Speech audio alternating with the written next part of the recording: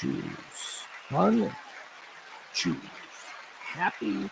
Welcome, one and all, to The Rant with me, Pugs Moran. Heard every day, round about this time, 12 p.m. Central Standard Time. Today, actually, 12:22. But that's just because. We do talk. We do current events, hot topics, trends, whatever it is that's happening in the world that I feel could be of any interest to normal people. Because that's who this show is for. The normal folk. Although we got some weirds. We got some right weirds. We got some left weirds. But they're not so abnormal that they can't, hang and bang with the rest of us for a while. But yeah. So that's what this show is. It's been this way for 5 years. We're trying to grow. It's not working. But hey. Got an idea. We should do the chat room. I'm sorry. Let me do the podium. Let me reward my friends in the chat room who are in first. We use the F1 Formula One racing formula. Formula One racing formula. Whatever. We do a podium. We reward the first, the second, and the third person in the chat room each and every day. And would you look at this? Would you look at that? We have got back in first position. It is Taronda. Taronda was the first person in. Taronda, first place. She's on the highest podium. Like there's a podium where the first, second, and third place, like the Olympics. So it's like that. Probably, actually, now that I'm thinking about it, I probably should have started with the Olympics metaphor, not Formula One, but okay. Taronda takes first place today. She's first in the chat room. Leslie C., the always dependable Leslie C., she takes second place. Third place today is KB Artist. KB Art? KB, that's Kevin. It's my buddy Kevin. All right. Welcome. Hey, here's an idea, right? We're always thinking. We're grinders. We're always thinking of ways to make our next million. Is this a thing? So this place where I do the show from, the daily live stream, it's this fantastic house on the south side of Chicago. It's awesome. Everything about it's awesome. But we have 4 seasons here. And the seasons change. And when the seasons change around here, shit gets funky. So not to say that the place where we do the show is funky, because it's not. But it's a little musty. It's a little bit opened up, closed in, and, it's been long winter months. So I like to, in this little room where we do the show, I like to smell a little bit fresh. So I have been using this. I want to show you this. All right, see this? This is Glade, right? I'm just giving a little before, I walk in the morning. I just, what is that? What was that? Every time, I walk in the morning, I'm right here. I just walk in and as part of my ritual of turning on the lights and all that stuff. So here's what I'm thinking. Powder Fresh. What is Powder Fresh? Powder Fresh is, I'm thinking, well, it smells anyway. There's the hint. You guys can't smell it. So it's basically like baby powder. It smells like baby powder. It's like somebody spilled a bag of it's like somebody sprayed baby powder, okay? Why is baby powder the preferred smell? Why is there something inherent about the smell of baby powder that maybe masks other odors that I'm not picking up on? Because I'm like, why isn't there like Glade turkey dinner? I mean, I know some of these things have like cookies. It smells like cookies. Or maybe they don't. Maybe that's not a thing. I don't know. But like there's stuff like coffee. Why not? Wouldn't you love your house to just reek of fresh coffee? Powder Fresh, and then it's always like Amazon jungle. I don't want my bathroom to smell like the Amazon jungle. I'd like my bathroom to smell like coffee. That might trigger some things. Help the movement along. Anyway, that was my $1 billion idea. If anybody wants to invest in it, I just came up with it, so it's mine.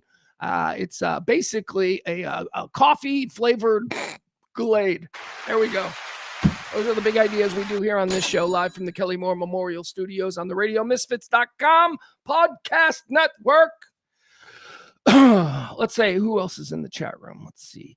We're going to get into a bunch of stuff today. But I want to say hi to the nice folks first. Well, I said hi there. We got Leslie. We got Leslie again. Toronto. We've got Maddie. Oh, hi, Maddie. Maddie, I owe Maddie an apology. Last night was a really big night. And for us White Sox fans, that's right. All 12 of us. No, there more than that. Anyway, it was a big night. One of our big prospects made his pitching debut. And didn't go well. Did not go well. Didn't go well. That didn't go terrible. I mean, it wasn't terrible, but he's the best young pitching prospect on a really bad team that has nothing but like young, unknown, unproven. They might be good talent, right? We don't know they're pretty garbage. The pitchers we know from my White Sox are non-existent. So everybody's very excited about the rise of the 6 foot. Well, he's technically, I guess they said, he was always pitched to us as 6'11", but now they're saying 6'10". Doesn't matter. Tallest man in baseball. Kid from the Chicago suburbs. Very exciting day yesterday. We were all very excited to watch him pitch. And Maddie called me yesterday when I was on the phone with somebody else. And I had intended to call her back. But then I started listening to sports radio after I hung up with my friend, and they were talking about Noah Schultz. And then by the time I got home, it was already start for Noah's, and I forgot. Totally forgot. That's all I can tell you. I forgot. So I apologize. So Maddie's in the chat room. I apologize to Maddie. But I did just call Maddie like 5-10 minutes ago. And she was like, I'm busy. Call you back later. I'm like, okay, but I'm going to do a stream. Peter's here. Hi, Peter. Peter's in the chat room. Let's see. Anybody else? There's Frankie B. There's our guy. Frankie B. Oh, look at this. It's Frankie B saying nice stuff. He says, I hate to see Pug struggle, but donation links in the description. Get the PayPal figured out so I can contribute while I make people hunt down ways to help. And there's only 2 ways to help, Venmo and Cash App. And Frankie, that ain't really making people hunt down. Those are the 2 most common. And interestingly enough, Venmo owns PayPal. So I don't know why they're not compatible, but whatever. Frankie, thank you for thinking of me, brother. That's all. Just look, that's a very kind of thought for you to be posting in the chat room. Because as Frankie points out, it is, in fact, extended overtime of Pledge Week. The show is $200 short and rising and rising. It's rising with every day that I don't pay. I have to put $10 more worth of gas in my freaking car. Anyway, we're on fumes. We're doing what we need to do. Changes will probably have to come. Hard decisions made. I'm not talking about that shit today. Thank you, Frankie, for bringing it up. Yesterday was the executive producer was Barney. Thank you. We have an executive producer of every show. The executive producer is the person who tips the most. And Barney was yesterday's executive producer. So thank you so much to Barney. Barney was the only person who tipped. So thank you to Barney. You got the memo. That was on Monday. So today's executive producer is nobody. Nothing yesterday. And this isn't a complaint or a shaking of the can. It's just like, holy fuck, man. Everybody's in the same position as me. This is it. I mean, nobody's in trouble. You guys are awesome. You guys show up every day. Then your very presence is the reason we keep doing it. But man, everybody's feeling it. Although I thought I saw gas come down a little bit. And that's weird. But when it came down, it's still like $4.59 where I go. But I thought it was like $4.69 last week or something. But anyway, we're not going to do that today. We're going to talk about a whole bunch of other things. We're just going to get into life. We're just going to have fun. We're going to plow through. We're going to keep our head down until we hit that brick wall and we fall unconscious. I don't even know what that meant. Jennifer Schmid is here. Hi, Jen. How are you? Peter's here. Let's see. Freaky B. Barney, my guy Barney. Oh, Barney. Don't worry, Barney. Oh, Barney. Barney, I'm going to get into it. Anyway, okay. It's nice. There's a lot of conversations going on in the chat room. I like that. I love that. Okay. Here, let me start today's show off with how do I start? Well, let me tell you what we're going to do ultimately before I bore you with this deeply personal sort of confession. Is what you're going to get. We are going to talk about JD Vance and the Pope and all that kind of stuff because he said something really funny and I just want to go off on him for it. So that'll be fun. We're also going to get back into just a little bit more of what's happening between the Pope and Trump. And we've heard what Trump has to say. The Pope is weak on crime. Apparently, he doesn't know how to manage a 5-man rotation either. That bothers Trump very well. Anyway, we're going to talk about that. Also, I want to talk about Diana Russini because we've been covering this, the Russini and Mike Frabel situation, the scandal, if you will. We've been sort of following, the scandal. Well, she resigned. She resigned yesterday. We're going to talk about why that is. We're going to talk about the letter that she left, and I'll read it verbatim. She should be allowed to have her saying all this. But more to the point, I was interested in finding out, what is Diana Russini leaving behind, right? Because when people lose their gigs, you kind of be like, oh man, I hope they're going to be all right. Are they going to be all right? Is Diana Russini going to be all right? And those people on Twitter who are known as the NFL insiders, whatever must that class of person make per year? I've got a list. Now, these are the people. These are the Adam Schefters, the Adam Rappaports, the Jay Glazers, the Diana Russinis, whoever you want to talk. Well, there's a number of them. I've got a list of what those people are getting paid. Now, mind you, they're not play-by-play guys. They're not color analysts. They're not studio pundits. Well, in the case of Glazer, maybe, but they are predominantly, and they're not even. Some of them are writers. Some of them have some I write for ESPN or I write for this. It's just a very strange, new, and very important crowd and mechanism within the NFL infrastructure, the NFL insider, of which Diana Russini is definitely a part of. Let's talk about that. What do they make? Do they make offensive? Do they make first contract after being drafted in the second round right guard money? Or does Ian Rappaport make all pro wide receiver money per year? How much was Diana Russini making? I'm fascinated by this stuff, so we're going to get into it. And we're going to talk about that. Also, there's a new story out today that I wanted to get into that finally answers a definitive scientific question. If you are one of those people who believe that science is a real thing, which I am. By the way, just make no, I'm on the side of science. I'm on the side of, those smart nerds. They know shit I don't. And I'm just going to go, okay.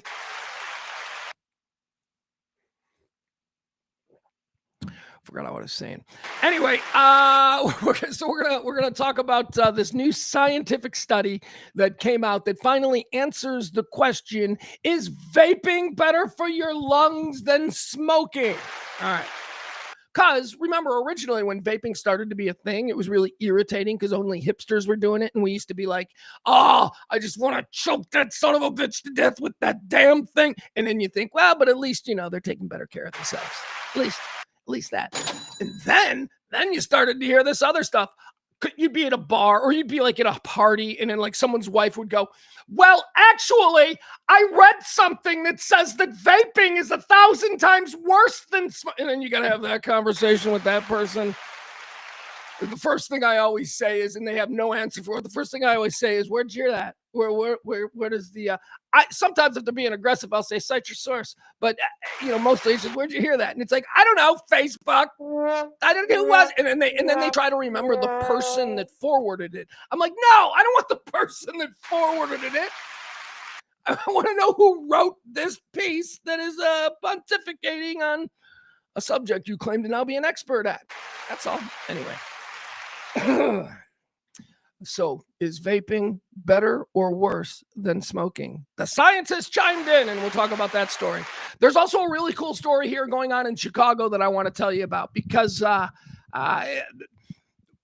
when I believe that Chicago is unfairly pegged as something that it isn't, something that never has been, but whatever, the brand has stuck. And I'm always very sensitive to our politicians who are now branded for life with the scarlet letter. The same thing. Maybe I'm sensitive about it because I feel my city has been unfairly branded by the likes of Fox News and all that stuff. But one of the things that we got to admit here, and I talked earlier about how we have 4 seasons here in the Chicago area. when the weather breaks after a very cold and very shut-in winter, when the weather breaks, and God forbid the first night that it's 80 at 7 p.m. be a Friday. Holy cow, God forbid that. Because it has long been a tradition in Chicago that on that first night that it's nice outside, that it's warm, on that first night, everybody goes downtown. This isn't something that's happening now. They're calling it a teen takeover. Oh my God, we need to get the National Guard for the teen takeover that's coming. It's, look, I will get to what is actually happening with the teen takeovers, because I'm honestly not trying to compare it to what, Chicago youth have been doing since probably 1880. Which is head towards the lake on the first beautiful night where you could stroll and enjoy the parks and all of that. We used to do it. I mean, high school, it's Friday after. Kevin Barber was there. KB was there. What will we do? What do you want to do tonight? We can't get into bars. There's no parties. Let's go downtown, man. It's going to be nice tonight. And what does going downtown for a bunch of 17-year-olds mean? Well, it means hanging out by the lake. Just hanging out on the rocks, the big steps, trying to meet girls, seeing everybody else who's just out there hanging out. So that's a tradition here. Because we have the Four Seasons, and because we've been cooped up in houses for, 5 months, because we've just experienced February where it was minus 25, we're getting out, man. We're getting out. We're putting on shorts. We're going down to the lake. We're going to pretend like it's mid-July. So that's happening now. That's happening right now in Chicago. And it's been happening for a couple of years. They call them teen takeovers now. They've rebranded them from what they were when we were kids. Now they're teen takeovers. And it seems they've gotten a little more violent than maybe. Well, here's what it is. Here's the problem. These kids today. The last couple of generations of young people who have experienced this time-honored Chicago tradition of driving downtown on a nice night. These kids don't have any kind of social skills anymore. I've been saying this forever. So anyway, we've got problems. They don't know how to go downtown and enjoy their city. Teen takeovers. Fox News will show you the video. Fox News will show you whenever you see video of last night in Chicago, and it's like a helicopter shot of like 5 black kids dancing on a cab. It's like, yeah, that's what I'm talking about. And yes, it's always the black kids. Not saying it's always the black kids dancing on the cab. I'm saying it's always the black kids that Fox is showing you.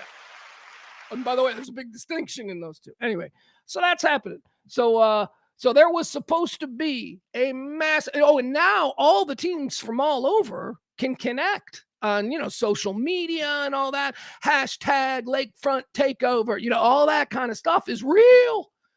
And so maybe that's why the groups have gotten bigger, because we just went with the group of 5 people that went to high school with us, and then we just hung out on steps, and, maybe we met new people. But imagine if, you could just hook up with everybody from everywhere and go, yeah, let's meet by the Shed Aquarium at 11 o'clock and then just, go nuts, which is what's been happening the last couple of years. They're going nuts. And we're seeing the videos and all that. Nobody's dying or anything. Don't get it conflated with like the gang wars going on in the worst neighborhoods. No, it's different. This is just black kids dancing on taxi cabs, and Fox News and the like get a lot of mileage out of it. That's why I don't like it. I'm not horrified by it. I don't think it's terrible. I think it's well, I don't think it's good, but it's, again, I never did that in a pack of 5,000 kids, but I do understand why they're all going down there. And long story short, there was one planned for last night, and it didn't work. And it didn't work for the coolest of reasons. And I'll tell you all about that story. And a whole bunch of other stuff. Clavicular. What's the deal with this guy? Maddie brought him up. A while ago, a couple weeks back. And I'm like, yeah. That's the guy who's like, he's the handsome asshole, right? He's the 17-year-old handsome asshole. We're going to talk about Guy Fieri. Guy Fieri is in a full-blown panic because he was nice to the Tate brothers at the UFC fight over the weekend. I don't know if you saw this trending, but the UFC, ringside at the UFC is just a bouillabaisse of scandal. There's just all kinds. Nobody should want to have their picture taken with anybody that is ringside at a UFC fight. So of course the president was there. So the president showed up. Although interestingly enough, I did not see any shot. They kept President Trump away from the Tates. They did, because the Tates were right there ringside and Trump was right there ringside, but they must have been completely away from, they kept President Trump away from the most troubling of people. There was a weird interaction between President Trump and Joe Rogan, because, Rogan's been critical and everybody's trying to overhear what was said, but I don't know. It doesn't matter. It was gentlemanly. It was nice, because real world people are nice to each other, unlike online. So Guy Fieri was there, the guy. The guy, I don't watch his show. I just know him because he's a pop culture icon. I just know him because that's how you know he's a pop culture icon. I've never watched that show.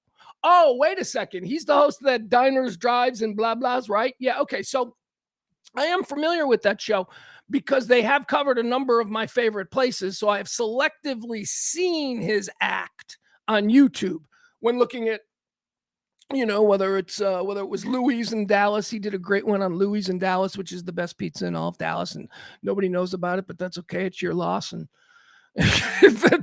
that's fine. The people who know about Louis, they don't have to wait forever, because there's not a million people waiting for pizzas on Friday night, so it's good. Diners, Dives, and Drive-ins. They featured Louis. They featured Bert's, I think. They featured Bert's here in Chicago, which is a great stuffed pizza place up there north. Anyway, that's pretty much my familiarity with Guy Fieri. He ran past. He crossed paths with the Tate brothers. Tristan. That's such a gay name. I'm Tristan Tate. That's such a gay name. That's such a soap opera name. Anyway, he ran across the Tate brothers, and there was all kinds of video of Guy Fieri being nice to people he just met. I'm no Guy Fieri apologist, but oh my God, if the worst thing that you can say about him is that he was nice to people that he's being introduced to, and you can see him being introduced to. He didn't go there to meet up with them. He's another celebrity in a section with celebrities, and somebody said, and by the way, you can watch the video, and we're going to watch the video. It's the Tate asshole. Who's the big Tate asshole? I know. Why do I know the name Jason or Tristan, but I don't know the brother's name? Then it's probably pretty good. Anyway, the main Tate asshole is super excited to be standing there with Guy Fieri. And now Guy Fieri's like, hey, I didn't really know who that was. Everybody kind of looks the same. And it's true. Everybody there in the UFC, especially in those expensive seats, who's under the age of 40, everybody there looks some variation of a Tate brother. So, Guy Fieri's like, yeah, I've heard of these people, but I've never really met them before. And they were nice, and they were seated next to us, and anyway, we'll break it down. Because although I do think Guy Fieri is a bit of a tool bag, I don't think he deserves what's happening to him here. I think his explanation is actually seemingly an honest one. We're going to talk about listening bars. I want to have that conversation. I want to have a conversation about how bars, nightlifes, taverns, saloons, whatever you call it, they're going away. They are going away. Bars in America are dying left and right. However, people are scrambling for new ideas, and I think we've got one. It's a new trend in bars. Some people say it's going to save because it is tailored to the experience desired by Gen Z. Listening bars. So we'll talk about that. All right, a lot of stuff and a whole bunch of other stuff. FEMA Greg, remember FEMA Greg, Mr. Transporter, Waffle House guy? He's back in the news. We'll talk about him. We got some funny videos to watch. We've got all kinds of good stuff.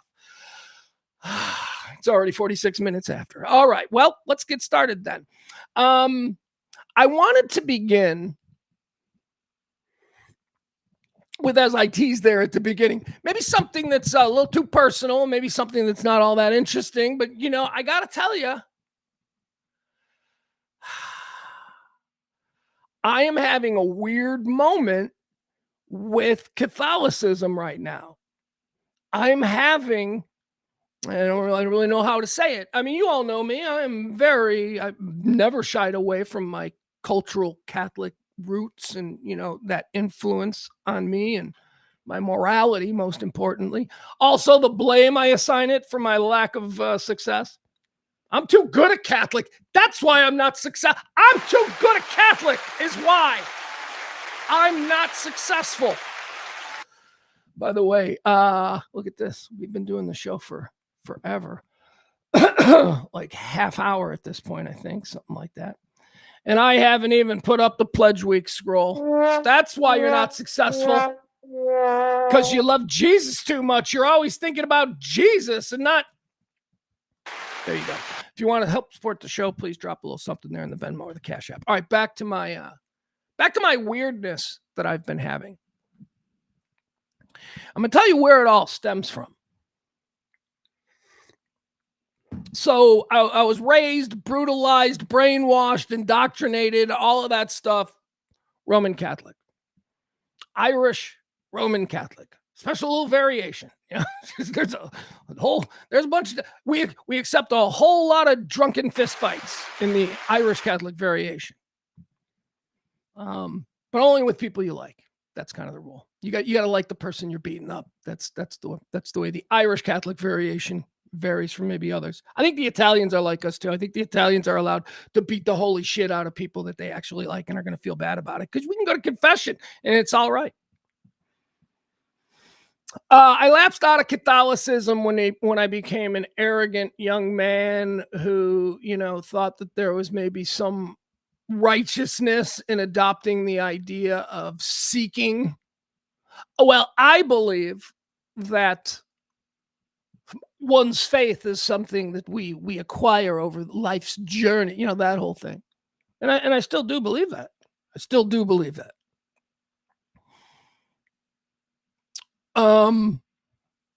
Now I do understand also that is in direct conflict with what I have. What I have is no choice in the matter because I was baptized Catholic at like 2 days old, right? Confirmed and confession and communion and all that stuff. So even though I may have been saying I'm going out there seeking and all of this stuff in the magical realm of religious faith, I really am just going through the motions because I'm already Catholic and there's nothing I can do about it. I can't get out of it. I know the way I see the world is very Catholic. The pro-working class, the pro-little guy, that's all very, very Catholic. That's all very New Testament Jesus. So, the world is in a really ugly place.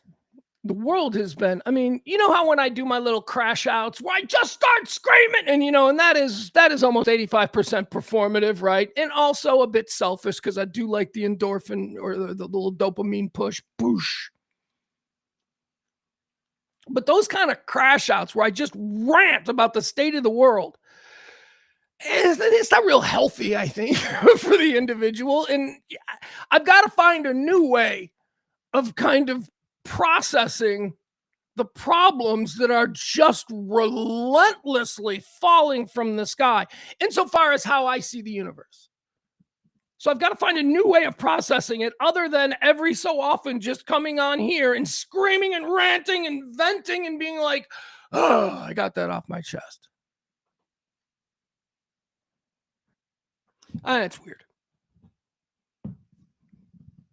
So the world is very troubling.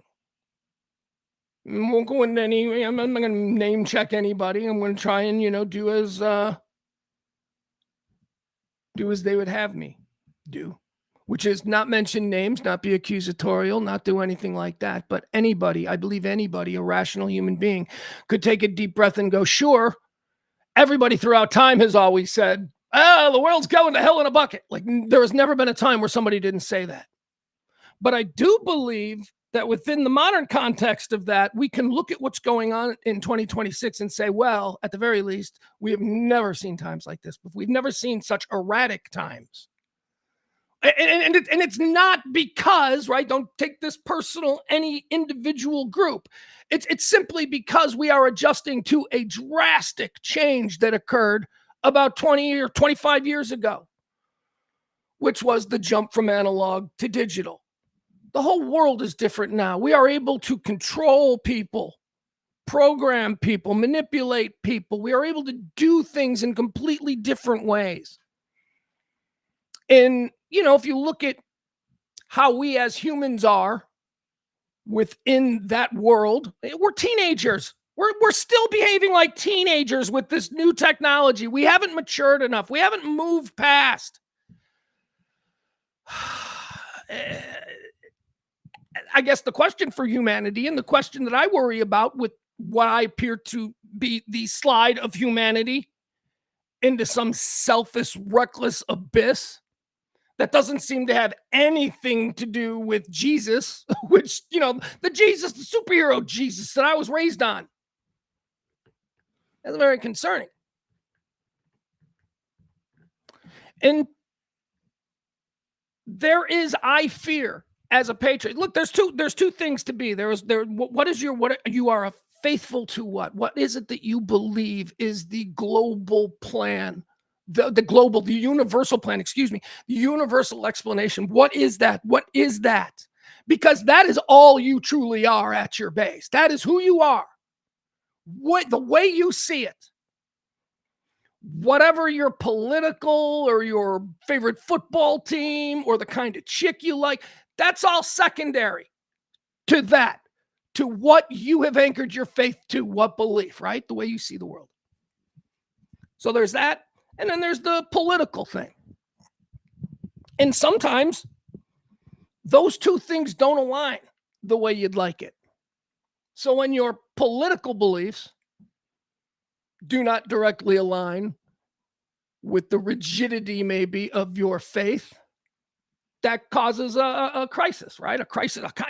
That's a crisis of conscience. Anyway, that's kind of like what I've been going through. And I've been really thinking about what is the best way to look at this world and this fight now that we are seeing between Catholics and Protestants and evangelicals and MAGA going after the Pope, and for the Pope saying nothing. The Vice President of the United States goes and sits in an interview yesterday and says, well, I don't think, the Pope should engage in politics. The Pope didn't engage in politics. Pope has said nothing as the pontiff other than peace. That's what he wants.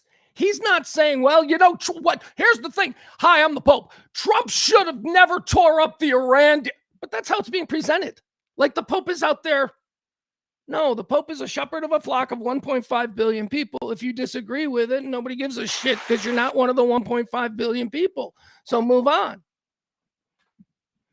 But the rise of Trump as the image of America, because that's the other side of faith. Remember, you got your faith, and then I said your politics and your favorite football team and all that stuff. That all is above, that your faith is the foundation. That's the thing that doesn't change. But what about your patriotism? Is your patriotism in your mind the same as your faith? Because it sure is sitting not in mine. They're two completely different things. And so now I am seeing a world of 2026 where there seems to be this blurring of patriotism with your faith, with your worldview, your universal view. And I'm not comfortable with that. And that's, again, doesn't seem good. So I'm reading all of this stuff now, and I am starting to feel for the first time in my life incredibly protective over my Catholic faith because of all the shit that I'm seeing from people who are like my friends, who are just, fuck you. They're just being jerks. And for the first time in my life, as somebody who, by the way, hasn't claimed to be a Catholic in 25 years, but for the first time in my life, I'm like, you know what? No, I'm with them. I'm over on their side because you guys are fucking dicks. The absolute lack of respect that I never knew existed until people started running their mouth. So you know what? I'm going to let the Pope, the Holy Father, I'm going to let Leo speak as Jesus would speak because that is his job and that's what he's done and that's what they always do. Just another thing that you people don't understand about the Pope. You think that they're political. Well, didn't John Paul II, didn't he end communism? Yeah, he did, through Jesus's words. JP2 wasn't political. You made him political because of the effect of his papacy. but he wasn't political. Oh, what about when he visited Poland? Oh, you mean when he went home? No, see, that's just a pope returning home. You made it political because you pointed out that it was a communist country. That's just the pope speaking and carrying himself as Jesus would like us all to speak and carry ourselves, returning home. You made it political. And guess what? Communism fell. JP never made it political. He just did the work of the shepherd, which is what the Pope is supposed to do, which is exactly what Leo is doing now. And I see this so clearly. And I see this the way I saw it with Tallarico. And I'm seeing the same group of people who are listening to words so beautiful, they'll bring a tear to the hardest man's eyes, speaking directly the words of Christ. And I'm seeing these other people who for years have been preaching to me about how I need to find Jesus. I'm seeing these people behaving as demons. So,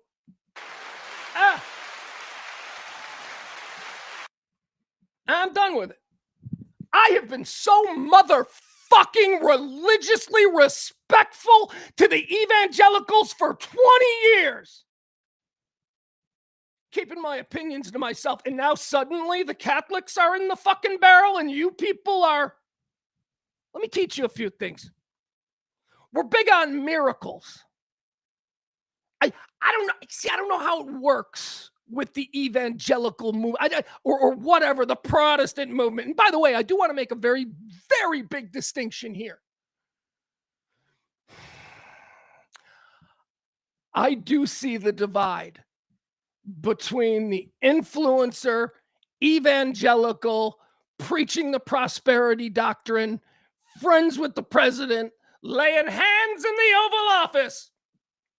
I do see the divide between that and the, pastor of 2,000 people who's got a church outside Kansas City. I do.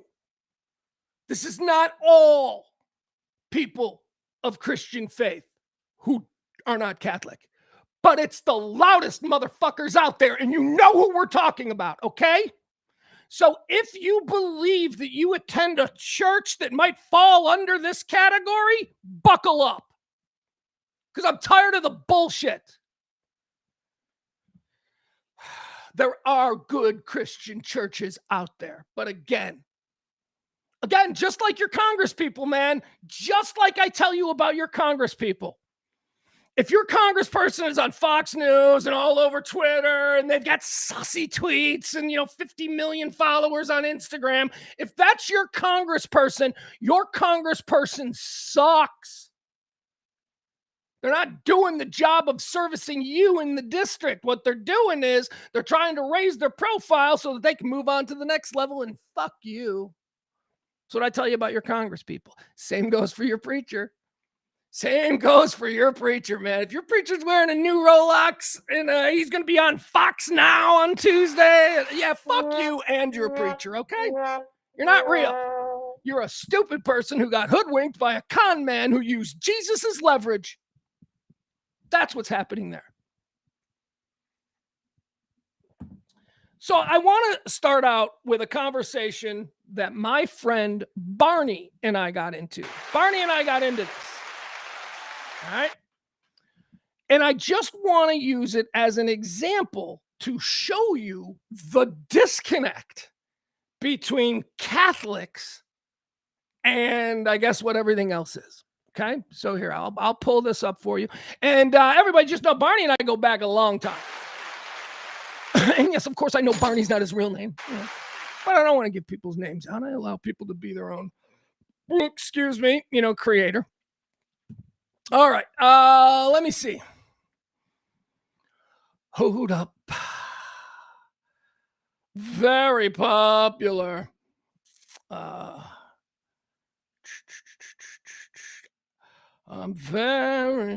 on, guys. Oh, now I can't find it. I saved it. Oh, yeah, here it is. Okay. All right. So we'll start it from the beginning because context is everything.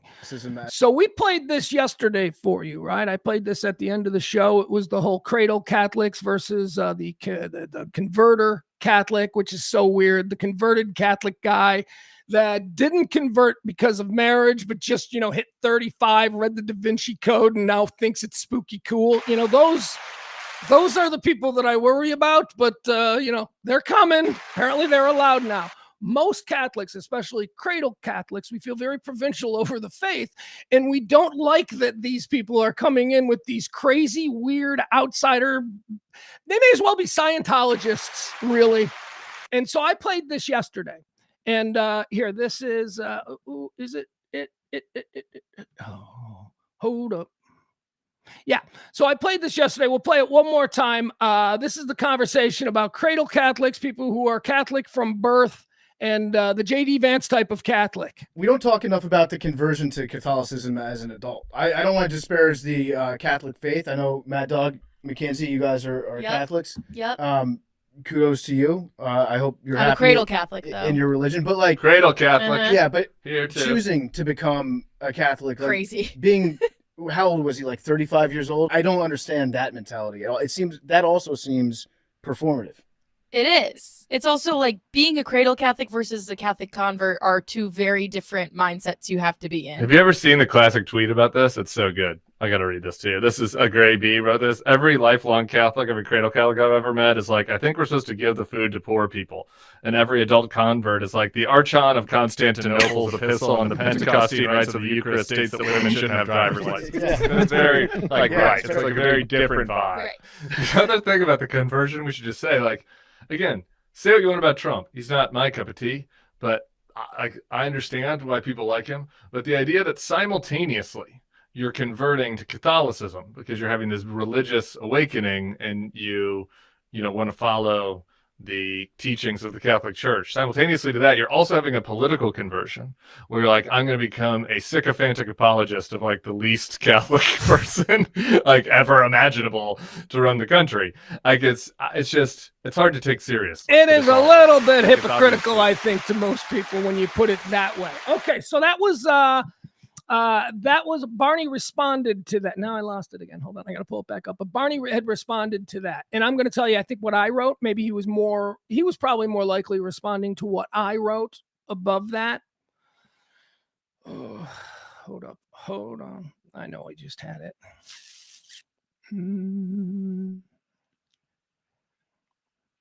Bear with me. How you guys doing?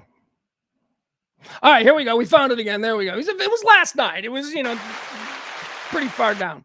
All right, so here's what I wrote. Make sure we put that up. So here was what I wrote above that, okay? The video we just played. I wrote, if you're a converted Catholic and not because you married a girl who made you convert, you are odd and joining for some weird-ass Da Vinci Code reasons. All right, there you go. That's just my take on it, and that is also the take of a lot of Catholics. Like, it's just weird. You're like, really? You converted? You chose this? You chose this. You didn't have this put upon you, and because of guilt, now you feel you must carry it like Jesus did the cross for your entire existence? You're just joining this. All right, so Barney wrote, and here, this is where I really, for the first time, identified the disconnect. Barney says, you get that is an insanely unchrist-like position for a Christian organization to hold. Barney is saying that the Catholic Church has an unchrist-like position. That's basically what he's saying. Okay, whatever. What I was immediately triggered by is that Barney and many people, and this is where I recognize the disconnect, Barney and many people see Catholicism as another denomination, which was mind-blowing to me. I was like, oh my God, is that revisionist? What? First of all, let me speak as a Catholic. There is no such thing as Christian organizations in the way that you are putting it. There's not a thing. Catholics are the only Christians, and the rest of you are heretics who 500 years ago couldn't hack it and made your own easy religion. So when Barney says stuff like, you get that's insanely unchristlike, I'm like, bitch, we are Christ. You are the one who is confused here, dude. You punched out of the Church of Christ, the unbroken papal line of ascension, dating all the way back to Simon Peter and James. On this rock, I will build my church. My church. And evangelicals, and I'm not saying signaling Barney out, what I am saying is this is the collective disconnect. Evangelicals think that Catholics are like, well, just another kind of Christians, whereas Catholics, one, don't even really think about evangelicals because they're all burning in hell. You're all going to hell. So unchristlike, we speak for Christ. You don't. Thank you. Anyway, that was my response to Barney. Now, because I like to do things fairly, Barney's in the chat room. If he's had anything to say on this, I think it's time for him to respond. All right, Barney says, excuse me, Barney says, with Tallarico, there is a whole other set of words to react to. I don't know what that is. You're just so programmed to hate him because he's been aligned in front of you as the bad guy. And yet everything he said is nothing that should trigger you, Barney. You're a good man. There's nothing Tallarico has said that should trigger you. What's triggering you is what other people are saying to you about Tallarico. Be a man. Think for yourself. All right. I did find this, though, and I wanted this to be something that we all watch right here. Because the Catholic Church in the last year has exploded in America. It has exploded. 20-something years, decades, generations of decline, institutional decay. A church scandal that goes all the way back to the 1950s that they finally dealt with in the 1990s and have been trying to recover from for the last 26 years. Yeah, keep throwing that up because God knows evangelicals don't have any of that. Let's do a collection. Hey, let's ask AI to 1-to-1 Catholic priest scandals versus evangelical Christian scandals. Just shut up. Shut up about that. Dummies. They worked hard to fix it. You know how they worked hard to fix it? They appointed a guy named Father Bob to be in charge of finding all the archbishops for our flocks. Father Bob, aka the new Pope Leo. Anyway, American churches are booming, and for obvious reasons, because there is finally an American Pope. There is a Pope that the American Catholic can now look to and go, holy shit, I get this guy. This guy likes pizza too. This guy likes baseball. This guy's a baseball fan. He's a football fan. This guy's got NFL opinions. That's a transformative thing for the American Catholic to have at this time when the biggest and most influential voice of an American is Donald Trump. And for many of us, that's not a comfortable feeling. I don't like that the rest of the world, when they boil all of us down, they boil us down to him. Oh, that's what America is. And I do consider it a kind of miracle that at this moment, the unheard of happened, where an American accent rises to Pope to counterbalance the other American voice. I truly believe, first of all, as a Catholic, I believe in miracles, but I truly think this is a miracle. I don't know how you define miracles. If you go back and you look at, miracles or whatever, a lot of it is like, yeah, okay. But this feels like a miracle. There's not supposed to be an American Pope. There's not supposed to be a Western Pope.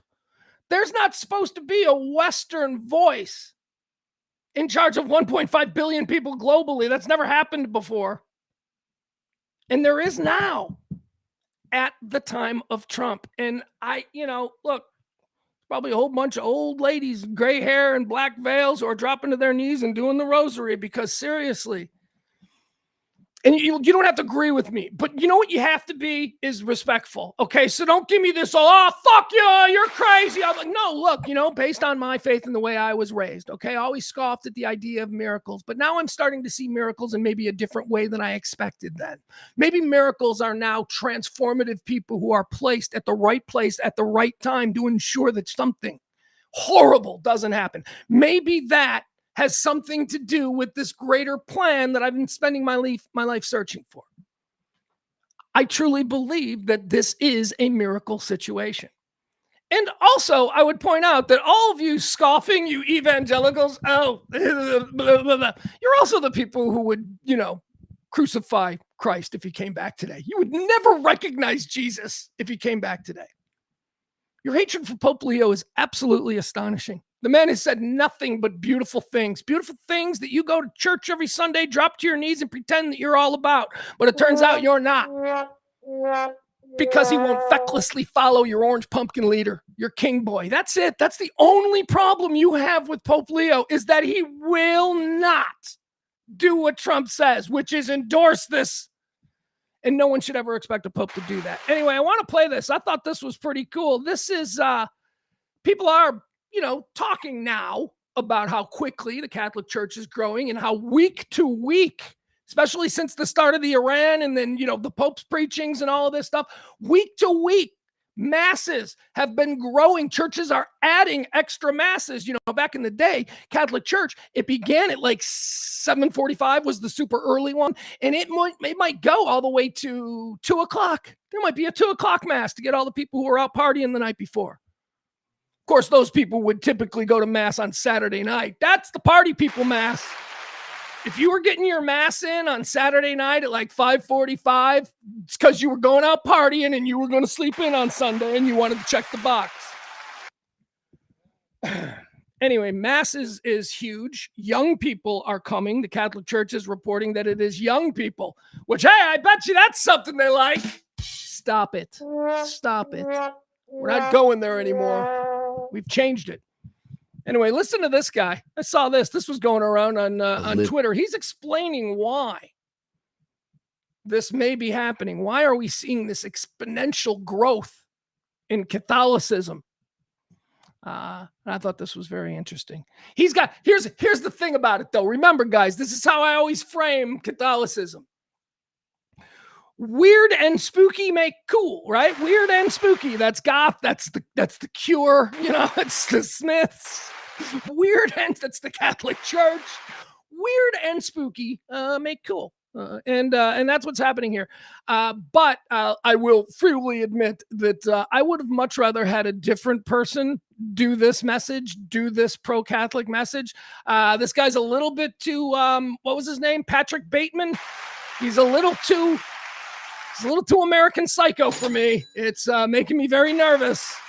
So just, again, use that information. But listen to this. I love this. He is explaining exactly why the Catholic Church is suddenly booming. Young men are becoming Catholic, and the same Protestant churches that warned them about Rome are the same ones driving them there. They're tired of fake authority, weak fathers, celebrity pastors, stage lights, soft sermons, and endless opinions. Truth chopped up into private interpretation, and one charismatic leader on stage pretending he's not the king. Then they walk into Rome, stone, confession, altars, a living, breathing, ancient memory, a church that doesn't need your approval. And suddenly their home church feels cheap, small, man-made. That is why Rome is winning, because the soul is starving for a spiritual home that is older than the algorithm.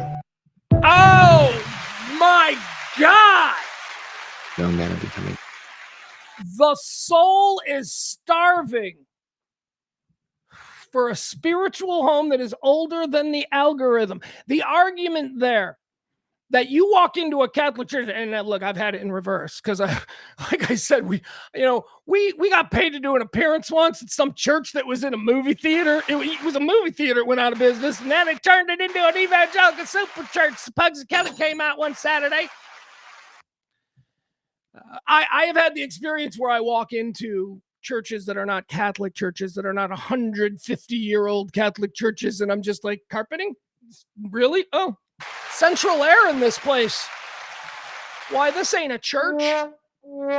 It is very true. The Catholic Church feels real. Whereas, I don't know what, your church feels, whatever, but the Catholic Church feels very real. You walk into a Catholic church, and like I said, you may as well have just been transported back to the 15th century. I mean, it's just, well, the other thing about that, I love that. The soul is hungry for a spiritual home that is older than the algorithm. Something foundational, something that feels real, something that feels tethered all the way back. All right. So that's a weird thing that I'm going through, where I think I might start being Catholic again. I think I might. And what does that mean? Nothing. It's not going to change. Hopefully, it'll change me, and maybe it'll take the place of therapy. Maybe there will be. I'm not going to be a Bible reader. That's the other thing. That's the other thing that bothers me. We talked about, me and Barney going back and forth, and Barney calling Catholicism a Christian organization, and me going, "What, bitch? What? No, we are Christian. Everything else is Christian organization. We make the rules. We are the ones who are speaking for Jesus. You guys are just interpreting it." So one of the big differences between, and again, this is a disconnect, how we see it and how you see it.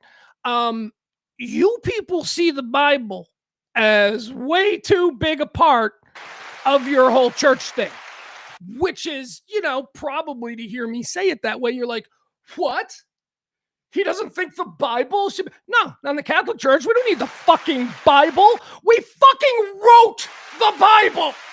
We wrote it. We wrote it so that before we were, an actual church where people weren't getting fucking crucified just for saying they're Christians, because that's when we were there. That's when our church was digging the trenches and doing the heavy lifting, right? Okay, so before that, we needed to spread the word. So we basically just put all of the good shit, the New Testament, about what our boy Jesus, the founder of our church, wanted you guys to act like. We put it in a book and we put it out there. Then the Catholic Church grew. But no, Catholic Mass does not rely on, Bible reading and all that. We do sermons. Here's what a Catholic Mass is. A Catholic Mass, well, this is the worst conversation ever, so I don't want to go into that. But the point is, we don't need to rely on the Bible in the interpretation of the Bible, because we're actually in the church hearing it from a priest. We don't need that. Well, that doesn't sound like free will. It's not. It's not, you dumbass. The Catholic Church is not about free will. And that's why you people left, because you couldn't hack it. Because you wanted the freedom to think the way you wanted to think. Martin Luther, this is too hard. I'm going to start my own thing. Fine. 500 years later, we're still doing the same shit. We ain't changed nothing. You guys have changed a lot. Your view on shit. Suddenly fucking fags are like a major part of your Christianity. Never been a part of Catholicism. We don't talk about it because we don't bring it up. We don't, it's not an issue. Whatever, we know people are gay. Deal with it. It's just weird. You don't even know that's Pope Leo has been accused now by Donald Trump of not knowing his Bible. That's right. Donald Trump is positioning himself now as somebody who knows the Bible better than Pope Leo. This is yesterday. J.D. Vance sat down and he was talking about Pope Leo. And J.D. Vance is, of course, a new Catholic, a Catholic convert. So he's new to it. He's one of the weird Da Vinci Code Catholic converts, the guys who came over. Well, because J.D. Vance is goth, let's be honest. He's already wearing the eye makeup. And, we've seen the pictures of him. He was goth. He was goth in college. So that's why he's Catholic. He's one of the, he's one of the, he's Catholic by choice, not by burden, right? That is the difference. That is the difference between cradle Catholics and J.D. Vance. He's Catholic by choice, not by burden. Not because his soul and his worldview was shaped because of decades of brainwashing and indoctrination. All right, so here, All right, so listen to this. Think about this. Now, this on the heels of Donald Trump yesterday or 2 days ago saying that the Pope, one of the things he doesn't like about the Pope is that he doesn't seem to know how to juggle a pitching staff and that he's weak on crime. Those are two things that Trump doesn't like about the Pope. So now we have this. We've got J.D. Vance. Remember J.D. Vance, New Catholic. J.D. Vance, New Catholic. Here's what J.D. Vance has to say about the Pope. New Catholic, speaking on the Pope. Ooh, this could be interesting. One, when the Pope says that God is never on the side of those who wield the sword, there is more than a 1,000-year tradition of just war theory. Okay? Now, we can, of course, have disagreements about whether this or that conflict is just, but I think that it's important, in the same way that it's important for the Vice President of the United States to be careful when I talk about matters of public policy, I think it's very, very important for the Pope to be careful when he talks about matters of theology. Okay. All right. Two things, New Catholic JD. Three things. First, the balls on you. The balls on you. You're running around acting like you're a real Catholic and you're sitting there comfortably talking to the Pope that way. You're giving the Holy Father advice, New Catholic. I think that he was fast-tracked. Like a kid from a poor neighborhood who's got a great 40 time through Alabama. I don't think that he's an actual Catholic. That you do no Catholic would ever think to speak to the Pope that way, even in this manner. Publicly declare something. Oh my God. Again, you might be like, well, I don't like that. That's like, worshiping of kings. You should have free thought. Again, nope. It's not what Catholicism is. 500 years ago, you guys tapped out. 500 years ago, you went, you know what? The exact word of Jesus is not really to my liking. So I'm out. That was you 500 years ago. It sucks being Catholic. It's all kinds of it's also good, but there's all kinds of hard. All right. One, the balls on this guy. Two, that J.D. Vance is equating the Vice President of the United States with the Holy Father of the Roman Catholic Church. JD's like, yeah, and it's just like me. When no, it's not just like you. You are a meaningless pawn who will be forgotten by history. That man is going to be canonized 30 days after his death and a saint shortly thereafter. J.D. Vance. Who? Oh, go get in line with Dan Quayle and Walter Mondale, equating yourself with the Pope. All right. And thirdly, and this is probably the most important observation that I had here. Did J.D. Vance just say that the Pope should be careful when talking about theology? Is that what I need to hear that again? Is that what he just said? States to be careful when I talk about matters of public policy. I think it's very, very important for the Pope to be careful when he talks about matters of theology. Okay. All right, JD. You mean the number one job? You mean the number one purpose of him even being on this earth? You think he should be careful with that, right? He's free to talk about anything else. But when the Pope talks about God, J.D. Vance, I think he needs to be careful. I don't know about you. I don't think he knows all that he thinks he does. It's absurd. Okay, let's visit the chat room now. I've ranted on and on and on, and I like this to be a conversation, so let's just...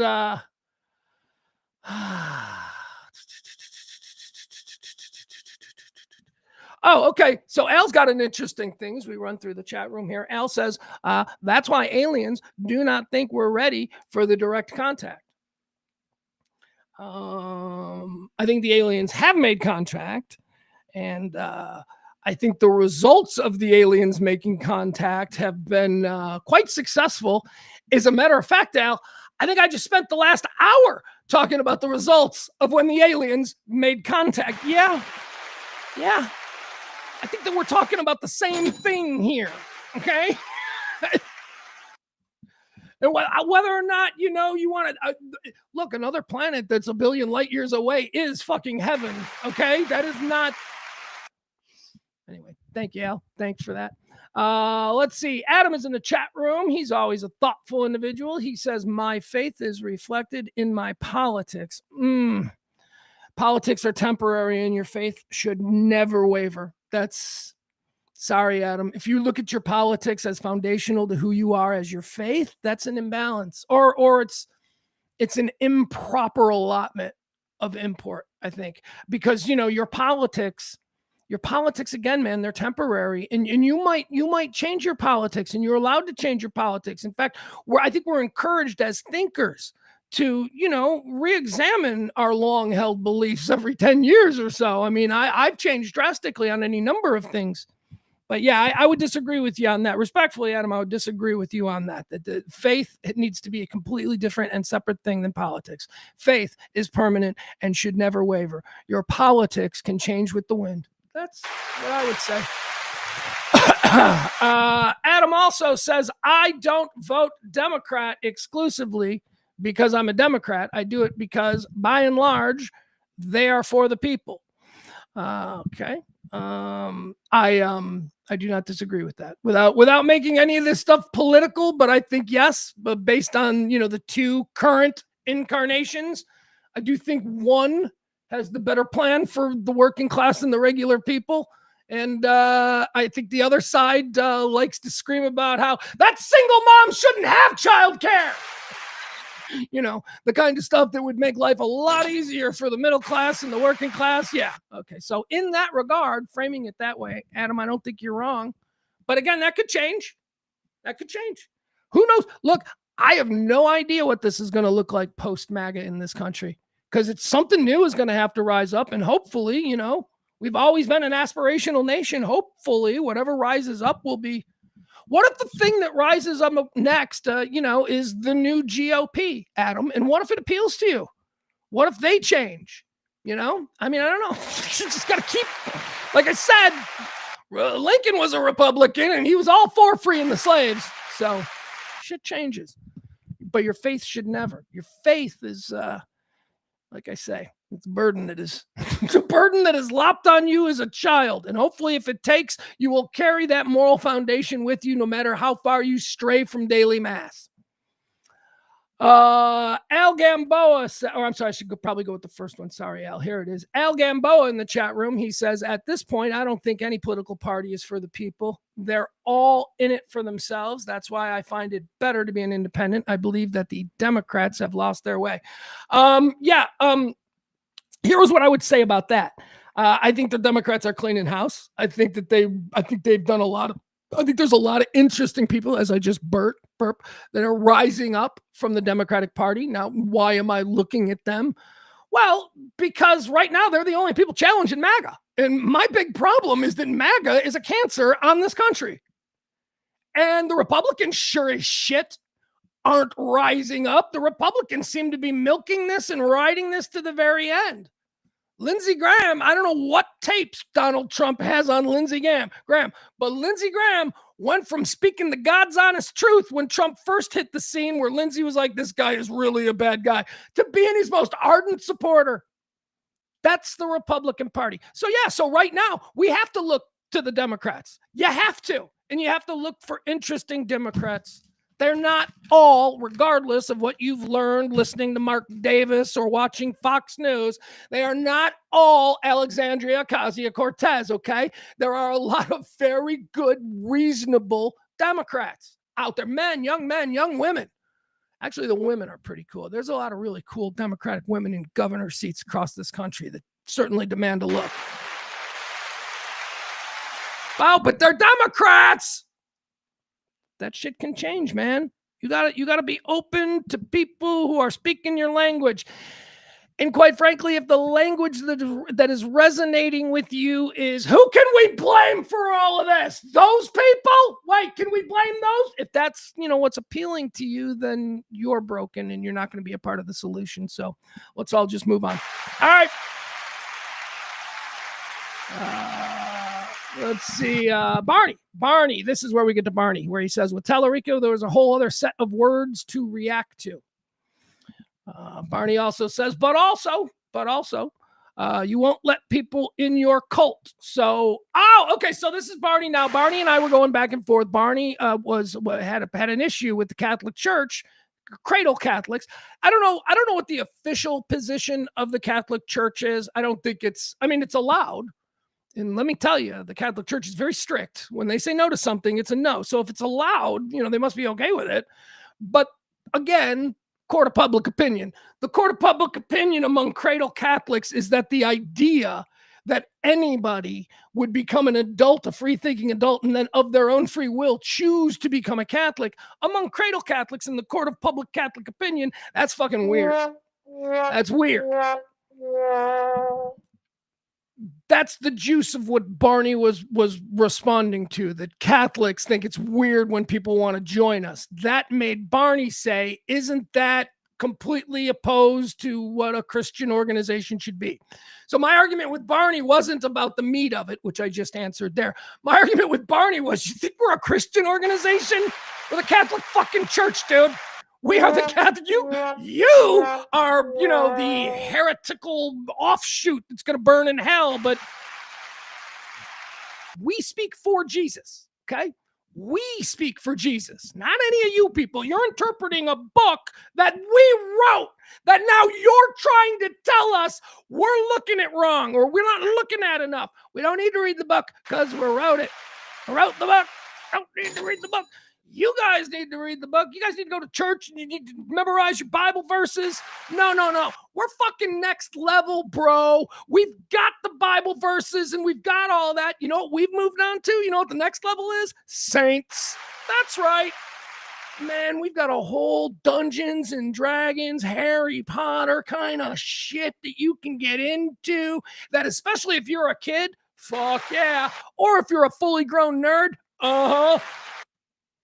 Again, that's the Da Vinci Code stuff. But we've got fun stuff. We don't need your Bible. We don't need, oh, Jesus. But there is. We do have the rosary. That's a commitment.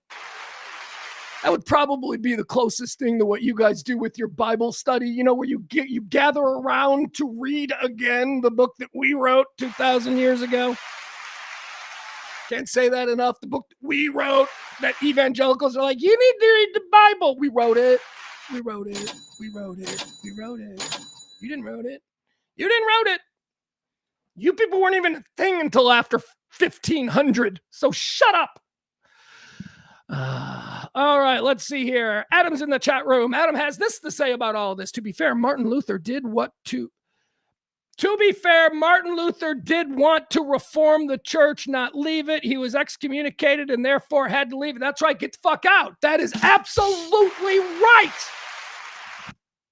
I'm not here saying, historically what's right or what's wrong, but yes, now you're getting the Catholic Church. The Catholic Church don't give a fuck what you're more comfortable with. If you've got a problem with the way they do stuff, get the fuck out. That's how it is. It's awful. And it takes commitment. And it's hard. And if you miss church on Sunday, if you miss mass, everybody in the neighborhood knows it and you get fucking humiliated. It's serious. Serious. And that's why you people all quit and started your own little easy thing. Our shit is scary. Our shit is like, Bible porn, bloody and, gothy and all right. Let's see. We're going to keep going. I'm loving talking to you guys. Kevin says, whatever JD's Master Peter Thiel says and thinks is golden. Ain't that the truth? Not enough talking about that connection. Barney comes in next. Oh, chat room's going a little quicker than I am used to. All right, now Barney is here, and Barney says, I'm with you on this. There is a real issue in the Protestant church. Also, a new coverts wanting to lead. All right, I'm glad you're with me on it, Barney. You and I are friends. I don't know what you're talking about, though. I'm so lost. I'm just ranting and reading chat comments. Barney also says, but seriously, glad you're here. Maybe sit down and listen for a few years. See, that's Barney being a human. That's what we need more of. Look at fucking hardcore Barney being a human being. Thank you, Barney. That's very sweet. I love you, brother. Maddie says, yes, he said that, and got a pretty bad response for the statement. I don't know. Is she talking about when J.D. Vance said that the Pope shouldn't talk on theological issues? What would you like the Pope to talk about? Maybe the Pope can do movie reviews? Is that what you want, JD? You just want him to talk about the new Fast and the Furious or whatever? Yeah, let's have the Pope do a podcast where instead of, trying to preach the word of Jesus and make sure that this is on point, you can say what you will about the Pope. The Pope over 2,000 years has always stayed on point. Always stayed on point. Let's see here. Peter, pumpkin eater. He probably hates when people say that. Hopefully no one said that to this gentleman in years. Peter says the Pope could recite the whole Bible back to that nitwit. Probably could. I mean, yeah. Especially Leo. I mean, Father Bob has a ridiculously high IQ. Some people say it's as high as 155. Very impressive. Let's see. He speaks 7 languages. He speaks 7 languages, the Pope, and fluent in sign language. That's right. He's not only, you want to know what an asshole the Pope is? This is the guy that you guys are all like, yeah, fuck that guy who doesn't like Trump. You want to know what an asshole he is? Father Bob learned sign language because when he was in his 30s, he was in a church. He was positioned in a church where one of the new nuns was deaf, and she was new to the convent. So he thought a way that he could welcome her would be that he would learn sign language, and he would be able to learn sign language with her. That's who Pope Leo is. Pope Leo learned a whole nother fucking language because one scared, awkward nun couldn't communicate. There was nobody there who could speak sign language. So Leo's like, I'll learn a new language. Yeah, so he speaks sign language. He's a fucking beautiful man. He's just a beautiful man. A pussy? You want to call him a pussy because he's not a war hawk. That's fine. Maybe he is, by your definition. But you're an asshole. By my definition, you're an asshole. He's not supposed to be alpha. I'm sorry, but the leader of the Catholic Church is not supposed to be alpha. No, I don't think Jesus was very alpha. I think Jesus was a perfect embodiment of how a man and a human should carry himself throughout this crazy, difficult world. That's what I think. All right, let's see.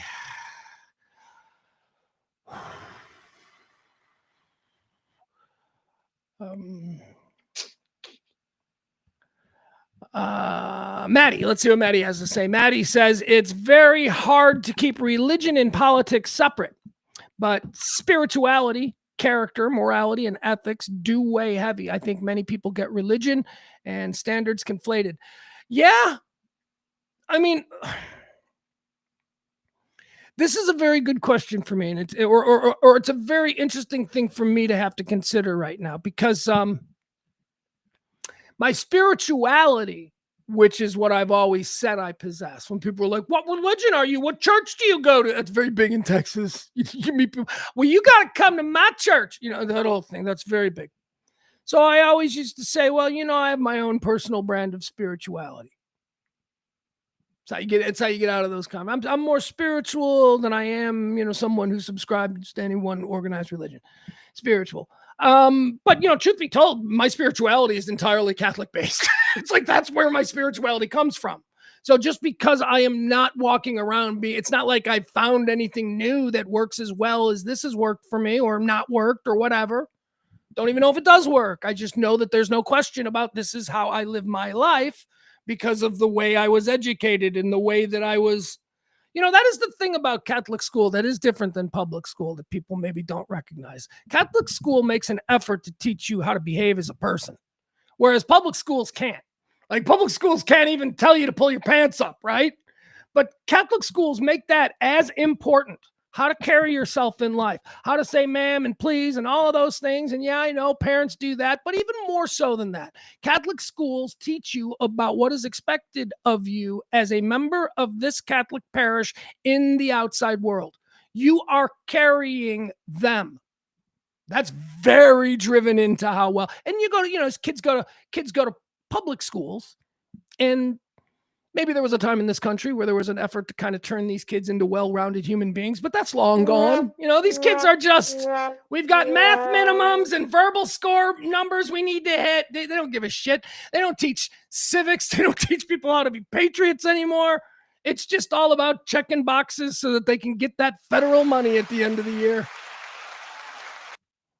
Which, by the way, one of MAGA's ideas about, tearing down the Department of Education, that's not a terrible idea. It's just presented by terrible people. That's it. There's a way to pitch that idea, sort of a re-examination of how we educate our kids in this country. There's a way to pitch that I think might have gone over a bit better than, when you put the wrestler lady in charge and have her go, I'm here to close things down. Not a terrible, public education in this country is terrible. Private education in this country is much better. And nobody has done the heavy lifting on that, especially in the industrial blue-collar North, quite like the Catholic Church. It's another thing that people, I think, don't realize. And maybe when I say people, I talk about my friends down there in Texas. You do know that when people like me say I went to Catholic school, or when, you hear about stories, of comedians, I grew up in New York and I went to Catholic school, you realize that in those places, Catholic schools are not like super expensive private schools. Like nice private Catholic schools in Dallas are like the most expensive schools. No, Catholic schools in the big major American cities were designed for blue collar children in the community, not expensive. And it is an education that just cannot be competed with. It just can't. It's just the kids who came out of Catholic schools were always so much smarter than the kids who came out of public schools. They do education really well, and they produce a lot of really good people. Yeah, they produce a lot of bad people too, let's be honest. Let's not go there, because I'm certain that every group produces its fair share of a-holes. Maddie says, my very good friend said MAGA is Scientology for hillbillies, and I cannot unhear that now. Oh my God. Yeah. Okay, so I love that line. MAGA is Scientology, because that is absolutely right there. Because MAGA is Scientology. Yeah, that is, I agree with it. It's the same kind of thing. MAGA is Scientology for hillbillies. Is hillbillies the best punchline there? I don't know. We'll work on it. Adam says, I have no faith in religion. I do in people. Then make that your religion. I don't know how you're defining the use of the word religion. I think what you're opposed to is joining any kind of organized religion that you deem is less than authentic. And maybe that's what the search is about. And, that's awesome. But, make your faith in people your religion then. And I'll tell you this, though. I can tell you were raised Catholic. I mean, anybody that would say that, anybody that still inherently has a faith in their fellow human has that Catholic baseline. And I'm assuming that Adam was, I think he's mentioned that before, that Adam was, raised in a culturally Catholic environment. The kind of environment that instills these kinds of baselines, where someone like Adam still has faith in his fellow man, because that is exactly what Jesus was about. That is exactly the mission of Catholics. Welcome the stranger, do the good deeds and the acts. But more importantly, don't act globally, act locally. The Catholic is supposed to be cool with their neighbor, no matter what. Doesn't matter if it's Bruce and Lance, right? Jesus wants you to be welcoming. Hatred of the guy across the street because he's got a political sign that you disagree with, that's not what Catholicism is about. So the very idea that he still has faith in humanity shows that there is a baseline there for Adam that's probably Catholicism. Maddie, once again, my very good friend said MAGA. We already did that. That's a good one. I like that. It's a good joke. But excuse me. Let's see. Barney.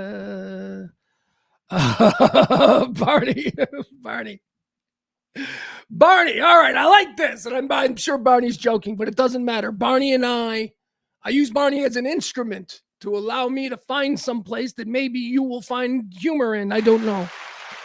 So Barney says maybe we let Jesus speak for himself. I agree. I absolutely agree. Thank you, Barney. And now you know why we have a pope. Because Jesus speaks through the pope. Thank you, Barney. Thank you for playing. That is exactly, walk right into my point. See, but the disconnect is that he doesn't believe that, and he doesn't understand how foundational that belief is to me. So we are disconnected. But when Barney goes, yeah, why don't we just let Jesus speak for himself? We say, yeah, we figured that out 2,000 years ago. That's the instrument of the papal line of succession. So this is Jesus speaking. Yeah. Oh, is that blasphemous? Fuck you. You made everything up. We're the original. Blasphemous. Get out of here. Get blasphemous. Please.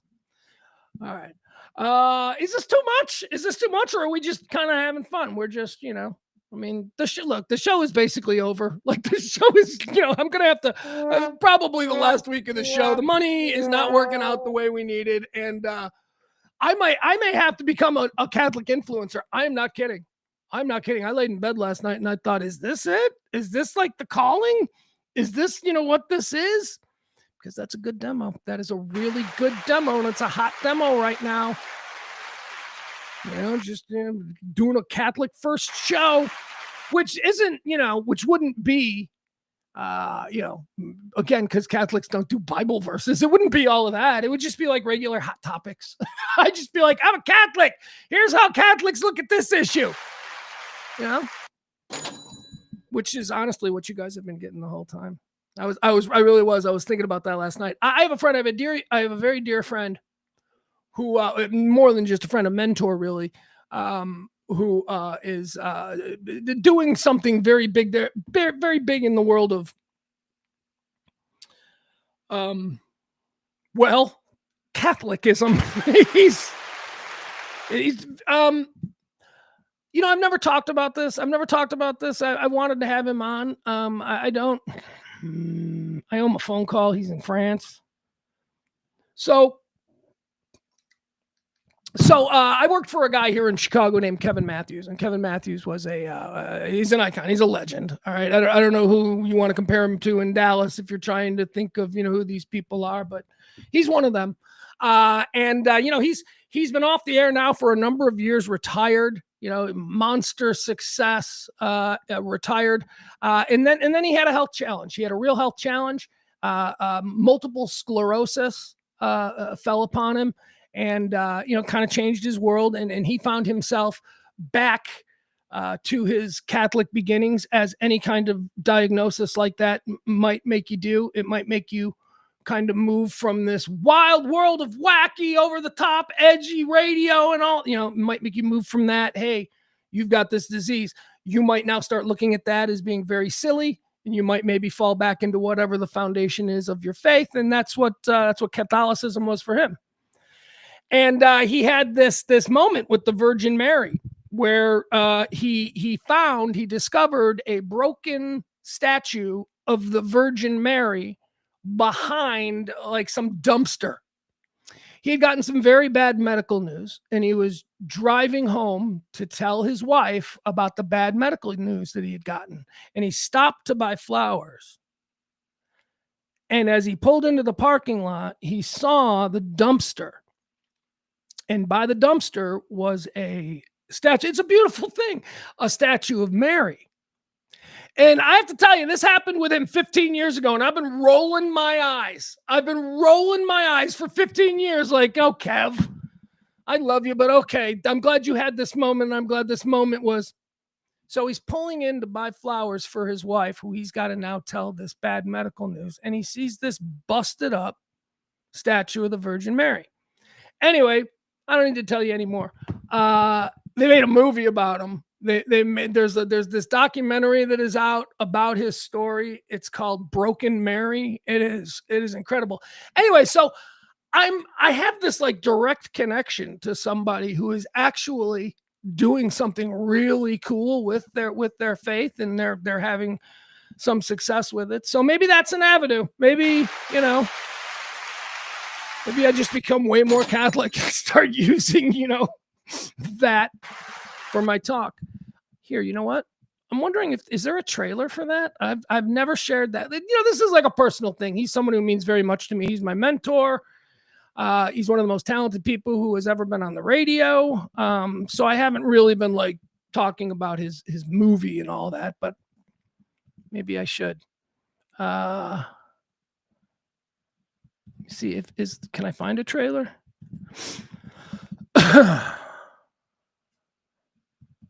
There we go. Okay. Boop, boop, boop, boop, boop. Oh yeah, look at this. Okay, so there is a trailer for it. All right, so yeah, let me show you this. So guys, this is my boss. This is the whole reason that you even know who I am. This is the trailer of the movie that was made for his life, and he is sort of, well, just watch it. Will there be another Kevin Matthews? No.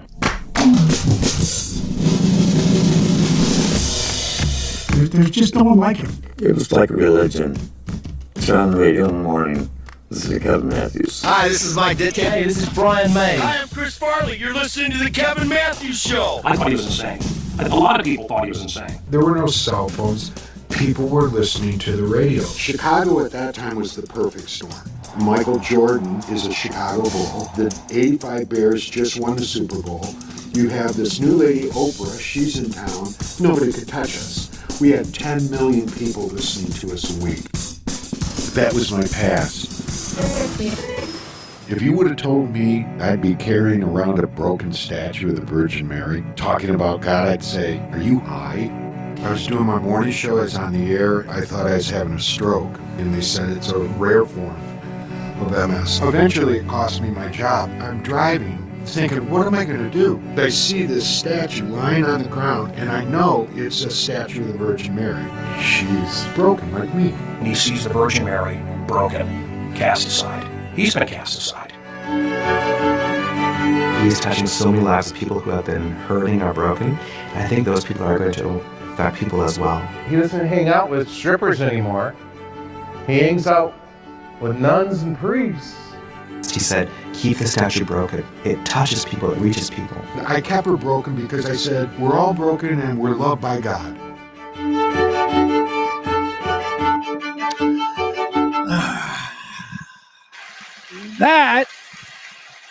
That's the message of my Catholicism. We're all broken. We're loved by God. All right, that's enough of all of that. We're gonna come back. We're gonna take a quick break. I'm gonna get me. Oh, it's late. Rob, I'm around today. Rob and I are gonna get together today at some point. So just let me finish the show. I need some hot coffee, and we'll be back with the second half of today's show after this quick break. Oh, you may as well put this up. Remember, folks, the show does need your tips. We do need your help. Anything you can do would certainly be appreciated. So I'm emotionally exhausted. I need a quick little break and a fresh cup of coffee. And I love you all. Back after this.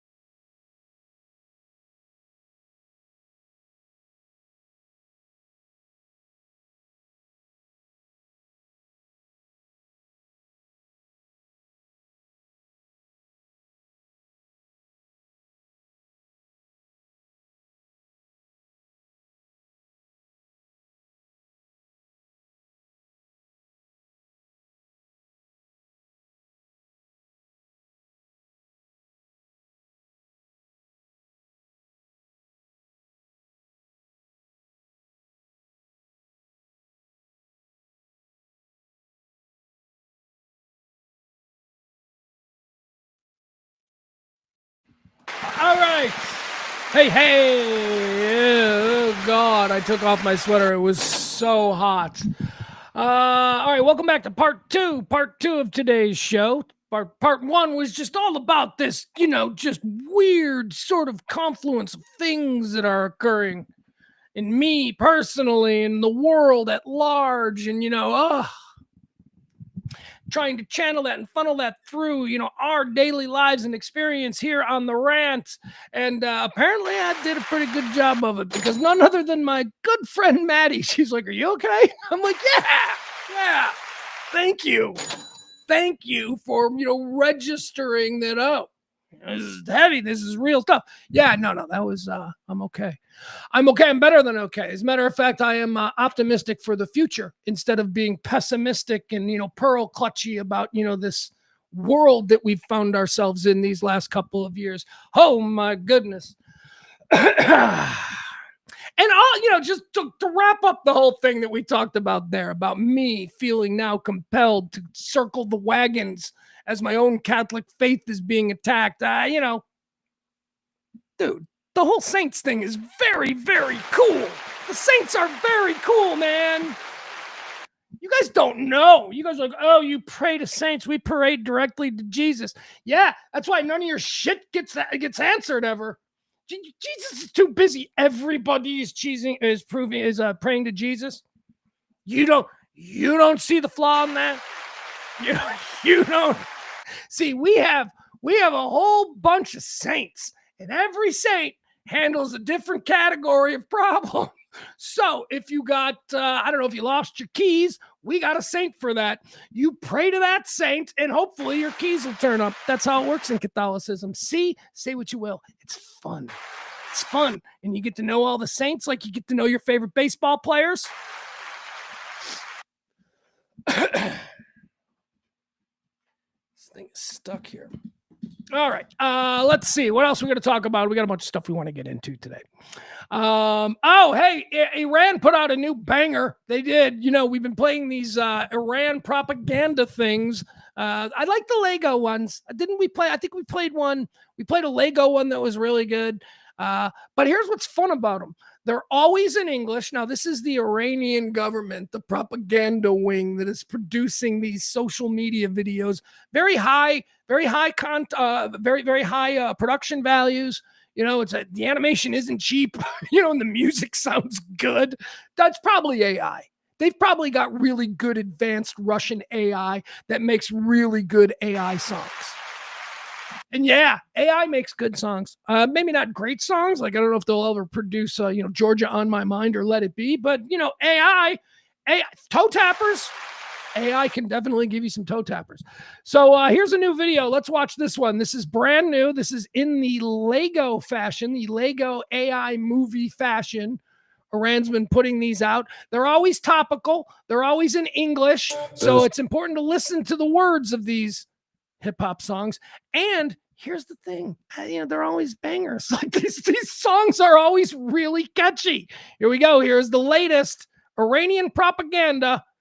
Basically, what the rest of the world is saying about us. The shit that we won't hear here. So I was just the doctor. Fake Jesus. You put on the robe and the glowing light, pretending to heal while you start the fight. I ran. Look, let me just tell you, first of all, I just love the idea that there's a bunch of radical Islamic terrorists who are going to burn in hell, and we'll hunt them down until we've achieved that objective. I love that there's like a room full of these guys right here just waiting on Trump's next tweet. Like, they're waiting on his next tweet. They're like, "I got a song for that.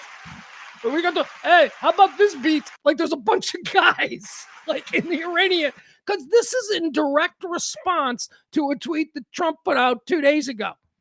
And they got right on it. They're like, "I got a beat for that. Let's get in the studio. Hey, can we get the animators? Here's what we want. Here are the lyrics. We want these Lego images to match these lyrics." It's really clever. And again, Jesus, they are winning the humiliation battle. They said I was just the doctor. Fake Jesus.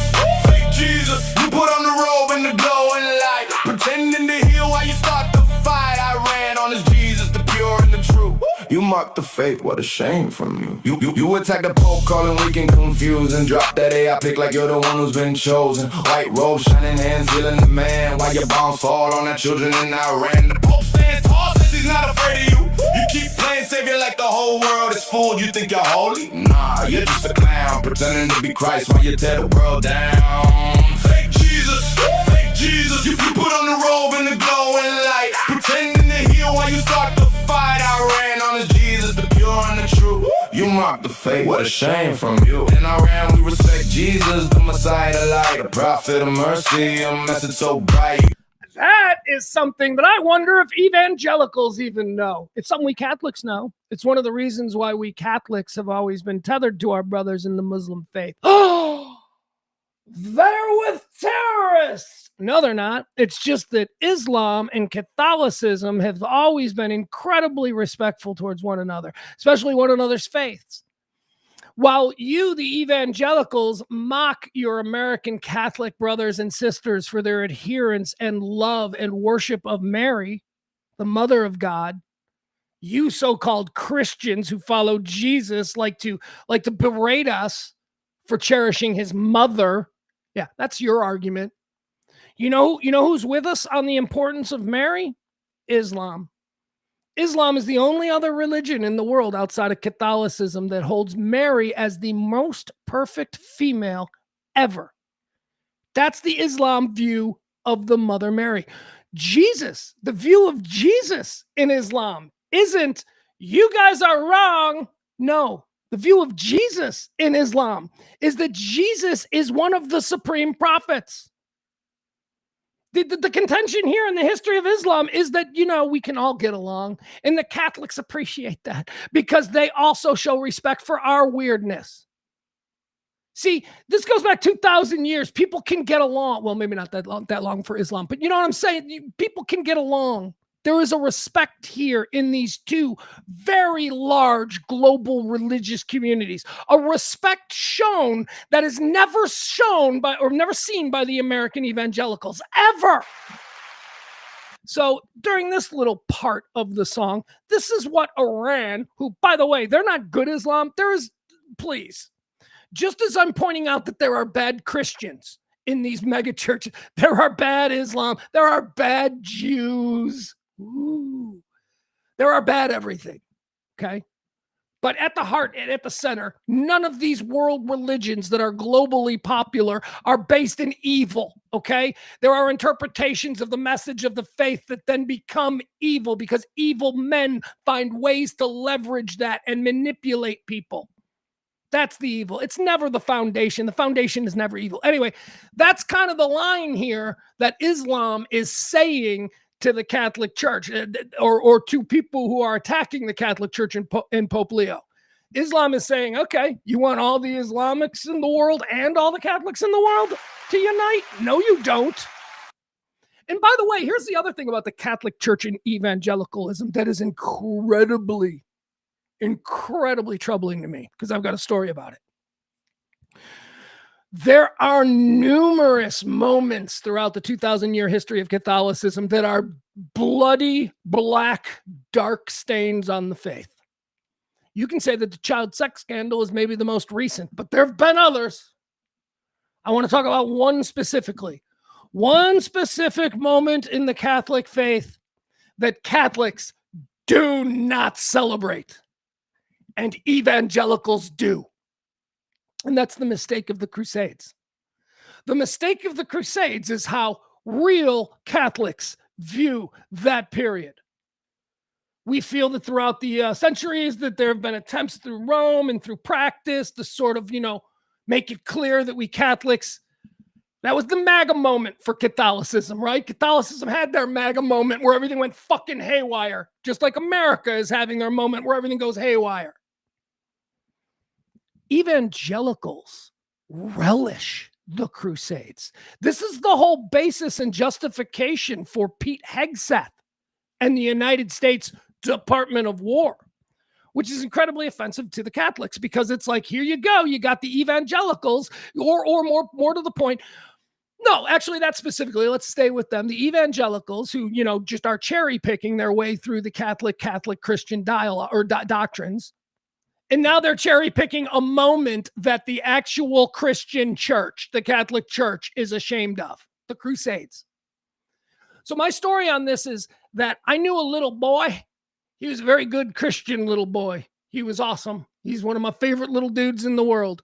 And he used to play a video game from his church. And he loved this video game. And I would never say anything because he's not my little boy. But I used to watch him play this video game and I used to think, holy shit, this is the most evil thing that I have ever seen. He played a video game sponsored by his church, developed by his church, where he was a crusader and they were just, the object of the game was to kill as many Muslims as possible for Jesus. So that's the evangelical view of what Catholics think is one of the darkest moments in our church's history. So there you have it. Anyway, the long-standing respect between Islam and the Vatican is being noted here.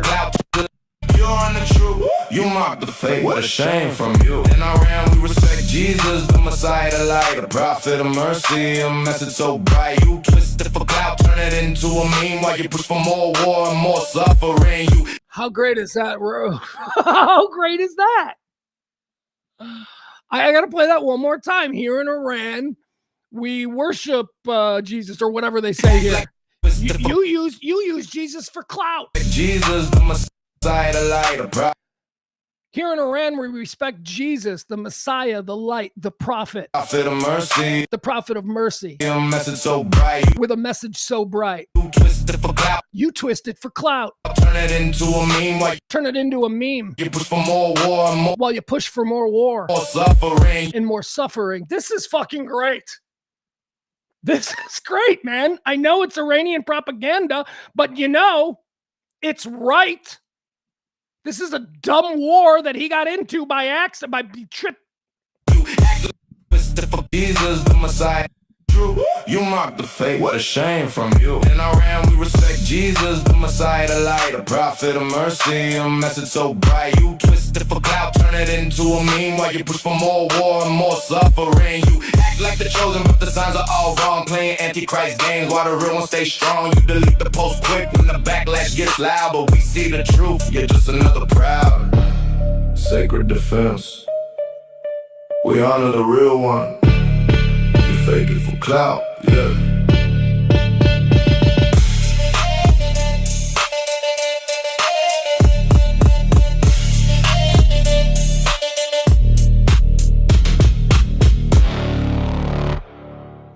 All right, another one of the Lego movie propagandas put out there by the Iranian regime, the brutal, horrible, oppressive Iranian regime, proving once again that even a blind squirrel every once in a while finds a nut.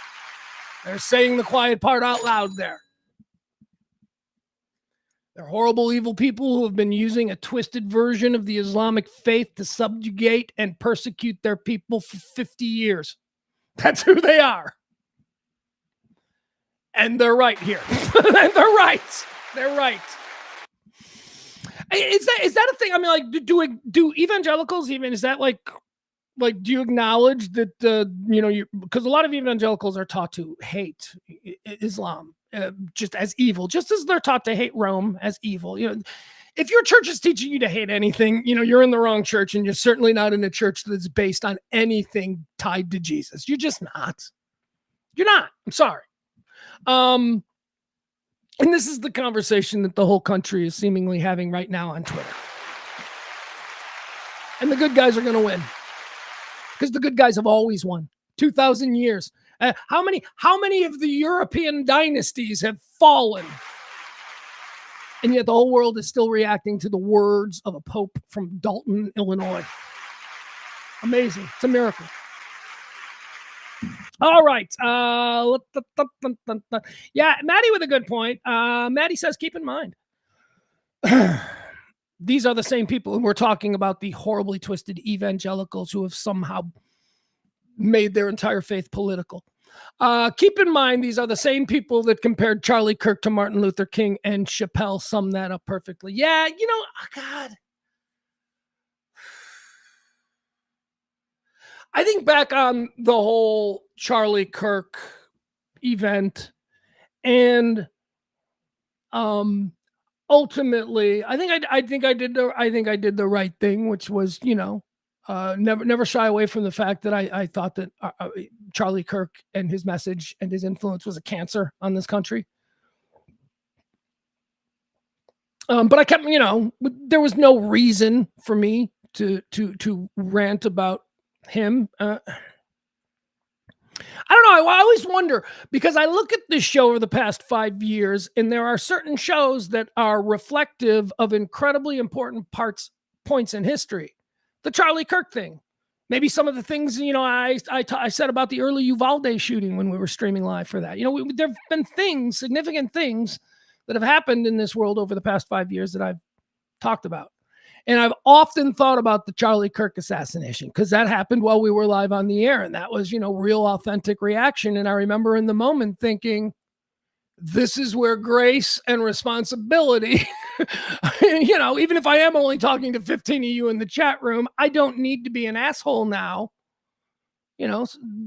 Charlie Kirk may have been somebody who I thought was not a very good person. Here's what I wonder about Charlie Kirk. I wonder if Charlie Kirk thought he was a good person, because that is a distinction that I do make. I think you could just be wrong, but if you are authentically thinking that you are doing the right thing, that's a little different than somebody who is obviously taking a position for some sort of financial or clout advantage. And so I wonder that about Charlie Kirk. What was he, a puppet, or did he, devoutly believe these things? Either way, it doesn't matter. I mean, either way, I think that he was a cancerous influence. And his organization, Turning Point, apparently they're having some very tough times now. They don't know what they are. The widow who was, supposed to ascend to the position of power within that organization seems to have been publicly cast as a very polarizing individual that I guess not everybody that was united behind Charlie is united behind. I don't really give a shit. It's a very troubling group of people, but they did a big thing yesterday, right? Isn't that where we saw J.D. Vance? We watched that video of him saying the Pope shouldn't talk about theology on the heels of the president saying, I don't like the Pope because he's weak on crime. He also doesn't know how to juggle a bullpen. There's a way, you can get guys rest and still have them get their innings in. And I just hate the way the Pope does that, said the president of the United States. J.D. Vance it was a Turning Point thing, I think, where J.D. Vance said, the Pope ought to stay out of theology. And the big story out of that was that there was absolutely nobody there. Like, there was no crowd. Like, there was, they booked like a 20,000 seat arena, and there was like 2,000 people there for J.D. Vance. And then the widow Kirk, what's her name, Erica? The widow Kirk, Erica, was supposed to speak at the same event, but she canceled at the last minute. I don't know what the official bullshit reason was that she canceled at the last minute, but make no mistake, Erica Kirk canceled at the last minute because there was only 2,000 people there. Because it wasn't exactly the WWE entrance of a couple of months ago. No, Turning Point's in trouble. But of course they are, because every one of those organizations that just to normal people seem to be just exploiting the absolute worst of all of us. Those organizations, all of them seem to be falling apart. And then the ones that aren't falling apart are involved in a civil war with each other. The influencer class of MAGA is at each other's throat. An American Pope is up there countering. Finally, somebody can speak on the world stage with a microphone every bit as powerful as the president of the United States. And yes, when you speak for a flock of 1.5 billion people united through 2,000 years of church, yes, that is a big microphone. And to have that microphone now be from a pope who likes baseball and speaks English and can represent America as a contrast to what the president of the United States is currently seeing, that's a miracle for us. You want to talk about the blending of patriotism and faith? Catholics. That's, that's... God, we got to stop talking about it. We got to stop talking about this. I'm sorry. There's so many other fun things to talk about, but since this is probably, the end of what this whole show is. I'm going to run it right into the ground. We're going to keep going. This week, I'm going to get every freaking minute of show possible out of this. All right, let's see here. Let's talk about this. Let's cleanse the palate. Huh? Let's do a nice little palate cleansing. We'll talk about something that's a little bit more interesting, something maybe won't feel so polarizing. How about Diana Russini? Yes, that's what we'll talk about. So yesterday, Maddie and I got into it a little bit. And didn't get into it. I don't mean to say that it was adversarial, because it certainly wasn't. But we talked about how it looks versus, we talked about how something looks through a telescope versus how it looks through a microscope, right? And a lot of times when we have these pop culture stories that really mean absolutely nothing, this is a cavity story. This story is all sugar. This story is about marital infidelity. It's about America's most popular sport. It checks a lot of boxes that absolutely mean nothing about the price of gasoline in this country, but yet a lot of people are interested in it. Diana Russini, a writer for The Athletic, she apparently went away for the weekend with the head coach of the New England Patriots. Diana Russini is an NFL insider. Her job is to break stories from the NFL that haven't officially been put out by the team's front offices.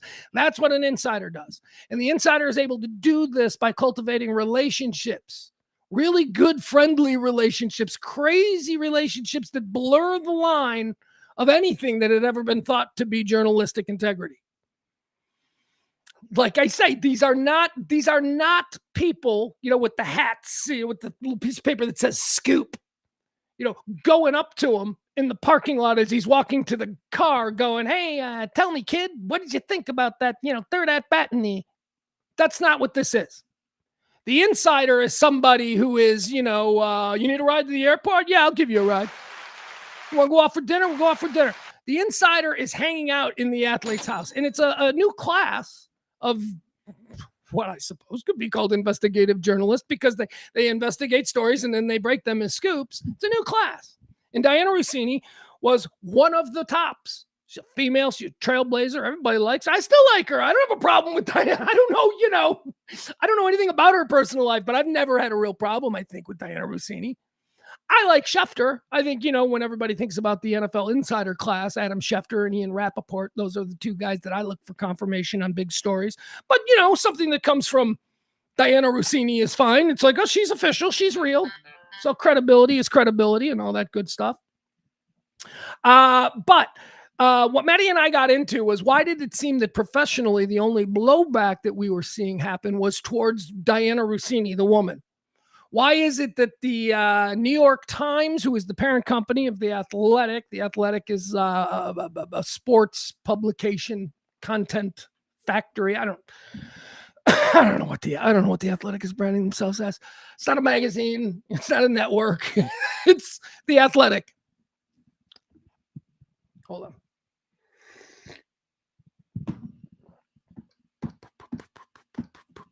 on. So she was suspended. She was suspended pending an investigation. She was sidelined. Now, some of the things you need to know about Diana Russini's current situation is that her contract with The Athletic, it runs through, I believe, August of 2026. So it's like 8 months out or something, or whatever, 7 months out from the end of her contract. But with all of these contracts, there's the 30-day commit. So this is something common in broadcast and media contracts, where if your contract ends on August 1st, so August 1st, so July, June, May 1st. So May 1st is that 90 days. So 90 days before your contract ends, they have to tell you whether they intend to bring you back, whether that's negotiating in good faith or whatever. But if they're not going to bring you back, if they really don't want you, 30 days out, they got to say, look, we're going to end this in 30 days. So in reality, when they benched Diana Russini, all they were doing was benching her for 2 months, because they would have told her in June that we're not going to bring you back. Now, why? Why wouldn't they bring her back? Well, she's very expensive. We'll get to that in a minute. But also, and this is what I pointed out to Maddie. The telescope view of this story looks bad. And it looks like only she's being blamed. But the microscope view of this story is not about who looks to be at fault. It's about who is carrying more burden into this kind of scandal. Is it the male football player who just took his team to the Super Bowl and is heading into his second year as the successor to Bill Belichick there in New England? The wildly popular and admired Mike Vrabel, who is married and apparently cheating on his wife? Or is it the woman who has trailblazed her entire career? The woman who, works in a position where every asshole that wants to pick a fight with her will say something about sleeping your way to the top, true or untrue. That's the kind of thing that she's had to overcome. All women do. And I've got a lot of female friends who work in sports. All these women have to overcome this. They're all attractive. That is something that I do always offer up. I'm like, so why aren't unattractive girls getting these jobs at ESPN? Why is every girl? Because there is an element of sexism, and it's still for women. So regardless of how far we've come and all that kind of stuff, it still looks bad. It still looks bad, and it's a setback. And I told you yesterday that I have heard 2 high-profile female sports personalities here in Chicago. One is a former national one. Both of them have said the same thing. They respect Diana Russini, but she has to go. This is a setback. This cannot stand, and it needs to be called out. This is the kind of thing that we women, every time we step into a locker room, have been trying to shut down. The idea that sex is on the table. And Mike Vrabel isn't a player, so, but, still, it's about access and the perception that women get access that men don't through sexual favors, which is so unfair because men get access to things that women don't in any number of ways. Strip clubs, golfing, whatever. So Diana Russini, although as of yesterday's conversation was officially suspended pending an internal investigation, which has to happen with these big contracts. Because big contracts mean the people that you're trying to fire can afford big lawyers, and big lawyers fuck these things up and make them real expensive for everybody. So the process when you're dealing with some sort of, scandal and it concerns one of your talent with a big contract, you can't fire them. You can't publicly say, we're firing them. This one, without first going through the investigation, because this is probably going to get challenged in court in a year, and you're going to need to show that you didn't just outright fire them. So, and this is in response to yesterday, Adam said in the chat room, because Adam always tries to, irritate me with, no, you're wrong. Adam was like, she was just suspended. And I'm like, well, yeah, because they don't just fire you right away. Never have you been fired right away. Maybe the Michigan coach, because he was a black guy. He was just different. Who, by the way, Shamar Moore basically cleared of everything. He was just cheating on his wife. It was just some shit went bad.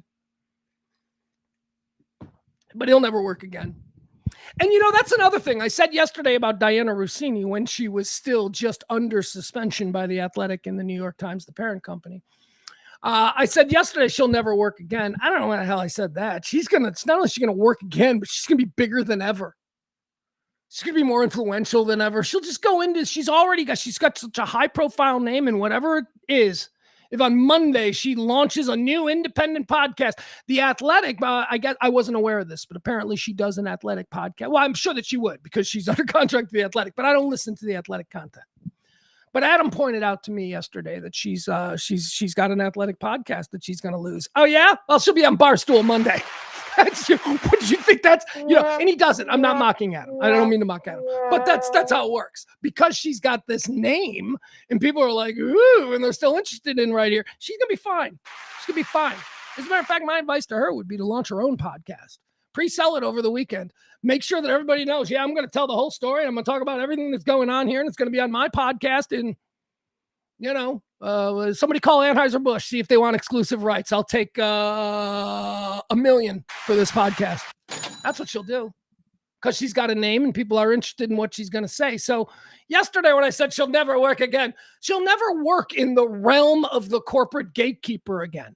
Like, she may not ever work for the NFL Network. She may not ever work for a company owned by the New York Times or anything like that. But that's okay. We live in an era that is post-gatekeeper, and she's a name. And, not only that, but she's got a lot of money. She's got a lot of money for the job that she was doing. So no matter how difficult the next year, 2 years, 3 years, 10 years, fuck it. She's got lifetime money. She doesn't ever have to work again. So, but she will. She will. She'll be a hot commodity for a couple of reasons. One, this story has people in the football world interested. We're all wondering, is she going to drop the hammer on Vrabes? Are they going to announce that they're a couple? We need to know. There's more here for us NFL soap opera fans. So she'll be able to do that. She'll be able to write her own ticket. And the other aspect of all of this, not only our prurient interest and more gossip about the story, Diana Russini is good at her job. She is good at her job. She is smart on the subject of football. She does have connections with people, and she will continue to break stories. Especially Patriot stories. She's going to be the lead Patriot newsbreaker, I imagine. No, just coincidentally, of course.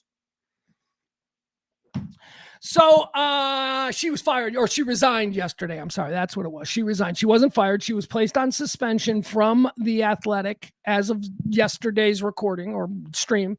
And that's what we discussed. But since then, she has resigned. Here's the letter that she wrote to Steven Ginsburg, the executive editor at The Athletic, dated April the 14th, yesterday, year of our Lord 2026. Here's what Diana Russini says while she was under suspension from The Athletic. Dear Stephen, please accept this letter as my resignation from The Athletic, effective immediately. I've come to this decision with deep sadness, but with clarity about what is right for me, my family, and the work I have spent my career building. You and I have already publicly addressed the recent attacks against me, and I have nothing to add publicly to what we have said. I've covered the NFL with professionalism and dedication throughout my career, and I stand behind every story I've ever published. When the page 6 item first appeared, The Athletic supported me unequivocally, expressed confidence in my work and pride in my journalism. For that, I am grateful. In the days that followed, unfortunately, commentators in various media have engaged in self-feeding speculation that is simply unmoored from the facts. Moreover, this media frenzy is hurtling forward without regard for the review process The Atlantic is trying to complete. It continues to escalate, fueled by repeated leaks, and I have no interest in submitting to a public inquiry that has already caused far more damage than I'm willing to accept. Rather than allowing this to continue, I've decided to step aside now before my current contract expires on June 30th. Well, I think June 30th was the notification day. I think her actual contract expires in August. Rather than allowing this to continue, I've decided to step aside now before my current contract expires on June 30th. I do so not because I accept the narratives that have been that has been constructed around this episode, but because I refuse to lend it further oxygen or let it define me or my career. Over a career spanning more than 15 years in sports journalism, that's it? That's it? I thought Diana Russini's been around a lot longer than that. Only 15 years? Wow. God, I'm old. Oh my God, I'm so old. Over a career spanning more than 15 years in sports journalism and NBC, ESPN, and The Athletic, I have built a body of work I'm proud of. I've broken stories, earned the trust of sources across the league, and been guided by the highest standards of professional conduct. Except for this one time, because just saying. That record, my record, speaks for itself. I remain grateful to The Athletic and for the extraordinary colleagues with whom I have worked there, for the platform it provided, and for the support you showed me during this difficult time. I wish you nothing but continued success. Sincerely, Diana Russini. There you have it. That is Diana Russini's resignation letter to The Athletic. Like I said, she's going to be fine. She's going to be fine. She's going to, she's good. Diana Rossini is good, and this is gossip. And what do we know about gossip? Give it 14 days. 14 days, we'll completely forget about it. She'll go away. She'll pop. She may even pop back up this season with something. Oh, Diana Rossini's back. Cool. All right. So now, what is she walking away from? Right? Because I told you, I'm like, that's a very important, if not relatively new, sort of genre of covering sports, the insider. So I wanted to know, I'm like, how much money is she making? Right? Aren't you interested in like how much money we hear about what Tony Romo is making? $150 million for 2 seasons, crazy amounts of money we hear for those guys. And sometimes we hear stories about, well, they're paying Michael Strahan this much to do the studio, or Howie Long just renewed his contract and he's making $10 million a year. We hear that all the time. But we don't really know about like Jay Glazer and dudes that are just Twitter famous for their NFL stuff. And that is the class that we're speaking of here, the insider class. And it's not just football, although I think football, baseball has always had like, Peter Gammons, and there's always been baseball inside. Football seems to be bigger than baseball insiders ever were, though. I think football, the current state of the football insider and breaking news on Twitter, and especially during the offseason, which has created, by the way, this is the class that has created the 365-day football year. Football used to end. There was nothing about the offseason, but now because of these people, they are able to continually stoke our interest in our favorite teams, making the offseason for a lot of teams just as much fun, if not more, because of the hopeful nature of it all, more fun than the actual season they just finished. So, okay, so here you go. Basketball is also a big one. As a matter of fact, before I get into this list of the highest paid influencers, here, let me show you these. These are the highest paid sports insiders, okay? Now we've got a list here, and it mentions age. It mentions Woj. It mentions Adrian Wojnarowski, right? The guy. I thought, isn't he basketball? Isn't he? Because I don't think of him as. Isn't he basketball? Isn't Woj basketball? Anyway, $7 million a year. Just for credibly speculating what LeBron is thinking. That's crazy. It's crazy. $7 million. Okay, so let's go through the number. First, let's set the bar. Let me tell you what Diana Rossini was making. The Athletic, the position that she accepted because the New York Times is publicly traded, we've got 1.5 with a bump to $2 million a year. So that is what, I don't know what that means. I think maybe bonuses or clicks or whatever, but the base for Diana Rossini is 1.5, as much as $2 million a year for Diana Rossini. Maybe that's what she was going for. She's going for the 2 million bonus by going to Sedona with the Coach Vrabes, trying to get some information. All right, so that's where we're at. That's what Diana Rossini is walking away from. $2 million a year. Let's just put it there. Ian Rappaport is a name that I mentioned. I like Ian Rappaport. He makes $1 million a year. He is the lowest paid. Ian Rappaport is the lowest paid of the influencer. Let's go to the very top. Shefty. We got to know what Shefty's making. Adam Schefter is the Pope of NFL breaking news. If Adam Schefter says it, then everybody runs with it on social media.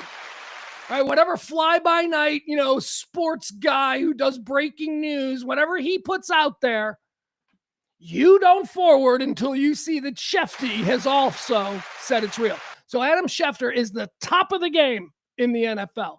Diana Rossini makes $2 million. Shefty makes $10 million. $10 million a year for Shefty. Oh, that's veteran backup quarterback money. That's incredible money. That's really good linebacker money. $10 million a year.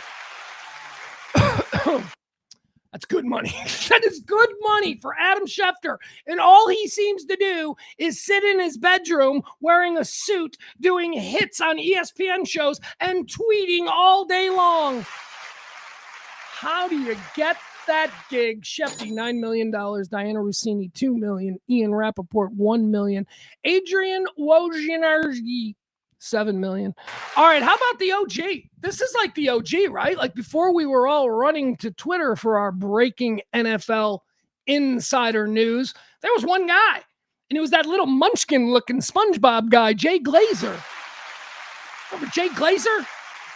Jay Glazer's the only guy on the planet who's like, 6 foot wide but 5 foot tall. It's the weirdest. Jay Glazer was on TV, and Jay Glazer was the insider. He was before Shefty. Glazer had credibility before Shefty. Shefty is making $9-10 million a year. Jay Glazer, the OG, $3 million. $3 million. You know why that is? Because I think this influencer class has really seen the bump up in importance over the course of the last 5 years. I think that it's really been with the last 5 years where these guys are starting to make real money because of real traction on Twitter and breaking real stories through non-traditional means. And I think that Glazer might have signed a contract very early on in that. Because Glazer could probably at this point negotiate a new contract where he makes every bit as much as Schefter. But I think Glazer might be working on a contract that's about 4 years old at this point. That's why Glazer only makes $3 million. Okay, one more time. I'll run down these top NFL insiders. Although Adrian Wojnarowski is listed here, and I thought he was basketball. Am I wrong? Maybe I'm wrong. Oh, am I confusing Woj with Brian Whitehorse? I think that's what I'm doing. I think I might be confusing. Maybe Woj is a football guy. He doesn't make my radar. All right. All right, so again, we've got Adam Schefter at $10 million. We've got Woj at $7 million. Glazer makes $3 million. Diana Rossini, $2 million. And Ian Rappaport coming in at $1 million. Now, it should be noted, these people, the big people, the big paychecks, $10 million and $7 million for Schefter and Adrian Wojnarowski. That's ESPN money. That's Disney money. That is big Disney money. Jay Glazer, he's working for Fox. He's making $3 million, right? The ESPN counterparts, they're making like 3 times what Glazer's making for doing the same job over at Fox. Diana Rossini, she's at The Athletic. She's making $2 million. The Athletic, owned by the New York Times. Is there a bigger company that owns the New York Times, or is it just like the New York Times group? Because that would explain the 1.5. Because ESPN... Oh, yeah, there's a level above ESPN, and it's called Disney, and they got deep-ass pockets. So that's why ESPN pays the way they do. Fox Sports paying for the same thing at $3 million. That's Glazer. The Athletic is paying Diana Rossini $2 million. And the NFL Network, there you are, where it all begins. The NFL Network is paying Ian Rappaport a measly $1 million to be a Twitter troll. That's not true about Ian. I like Ian Rappaport. I think he's very good. All right, there you have it. So Rossini is out, but don't, have any sad little parties for her. She's going to be just fine. Here, we'll watch a couple of videos. Why not? We'll spread this. Here's a really cute video. This is, fun. There's all kinds of really fun AI that's going on about all the crazy things that are happening in the world. This one I want to show because it is just the most adorable thing. The babies are back. I love my AI babies. Where they take the babies and they make the babies look like, people who are, in the news, like baby Trump versus baby Leo. Yeah, that's what we got here. We got Trump. We got baby Trump saying stuff about Leo. Then we got baby Leo responding. And look, I know it's quite obvious that I'm totally in the tank for Leo because, he's my guy. But I demand that anybody find a cuter baby on the face of the earth than the baby Pope. Baby Pope Leo here. Look, first of all, look at Trump. Trump's pretty cute, too. But it's the stuff that comes out of his mouth that's troubling. So here we go. Let's watch this. I thought this was funny. Why did you attack Pope Leo on Truth Social? I don't think he's doing a very good job. He likes crime, I guess. He hit us thick of it. He's worried about fear. What about the fear when the ministers and the priests and all of those great people that were arrested during COVID, and in many cases they're outside 10 feet apart and they were arrested. So we don't like it. We don't like a the hell is he talking about? He really said this. But when you put it in a little baby body, it's, you know, it's almost palatable. Pope that's going to say that it's okay to have a nuclear weapon. Look at that little guy. I know it ain't real, but that's a cute little baby. We don't want a pope that says crime is okay in our cities. I don't like it. I'm not a big fan of Pope Leo. He's a very liberal person, and he's a not liberal at all. DuPage County, Illinois, registered Republican his entire life, but okay. Man that doesn't believe in stopping crime. He's a man that doesn't think that we should be toying with a country that wants a nuclear weapon so they can blow up the world. I'm not a fan of Pope Leo. All right, the babies are back. Come on. That little Pope Leo, he was cute as hell. All right, so you might be wondering, he's obviously an idiot. Who is he talking to? Watch this. This is just an example. There's something wrong with this person. This is somebody who is confronted. He's a good Christian MAGA guy, and he's been confronted with that, you know, Jesus, I'm Trump. No, it's a doctor. He's being confronted with that. And look, this is why we just can't anymore. Okay. We just can't allow grace for these people. We must move on without these people. This is a sickness. This is a mental failing on the part of this man. All right. This man is being shown the meme that the president of the United States admitted to doing, even saying that it was a doctor. I did it, but you guys are missing. There is no doubt that the president of the United States did it. And yet here is a MAGA guy who thinks it's fake news. And you cannot tell him that the president actually admitted to doing it. I don't think President Trump posted that. I think somebody else posted that. It's whatever the media wants you to believe. Do you see what MAGA has been able to do? They have been able to brainwash everyone into thinking that anything that criticizes this man is a lie. They've broken a whole bunch of people. Now, not a whole lot of them left, but they've broken a whole lot of people. And I don't know what to do with this guy. In 2026, he was asked this question yesterday. The president has been all over saying, yeah, I did it. And he's like, I just don't think he did it. I think the media is lying. I don't think President Trump posted that. I think somebody else posted that. It's whatever the media wants you to believe is what gets posted most of the time. Even though it's on his account. I mean, the media didn't post that. Somebody else posted that. AI or somebody. President Trump. That's the AI is also the other good thing. They don't know anything about AI, but everything can be explained away. Everything negative that challenges their preferred and chosen view is AI or fake news. I don't think President Trump posted that. I think guys, somebody what are we else doing? posted that. It's right. I mean, that's somebody. What is going on there? Is it extreme narcissism where he is so under the thumb of his ego that he has been declared MAGA for so long now that there is just no way that his ego will allow him to admit that this man that he has elevated to near savior status was fooling him. Maybe that man's ego, or this is, we've seen it with cults. We have seen it with cults. Do you know that after the Jonestown massacre, do you know that there were still followers of Jim Jones who were carrying on? Not there in Oakland, California, where the People's Church base was. Yeah, they went on. They're like, well, you don't believe that or whatever. There was the government, the CIA, and they just continued on.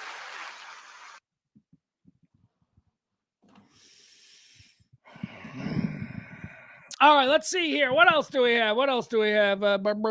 Oh, here Here is an absolutely incredible story I want to talk about. This is a local story, and it's a local fun story because it's the way it should be. Are you ready? From Chicago last night, I told you at the start of today's show about here.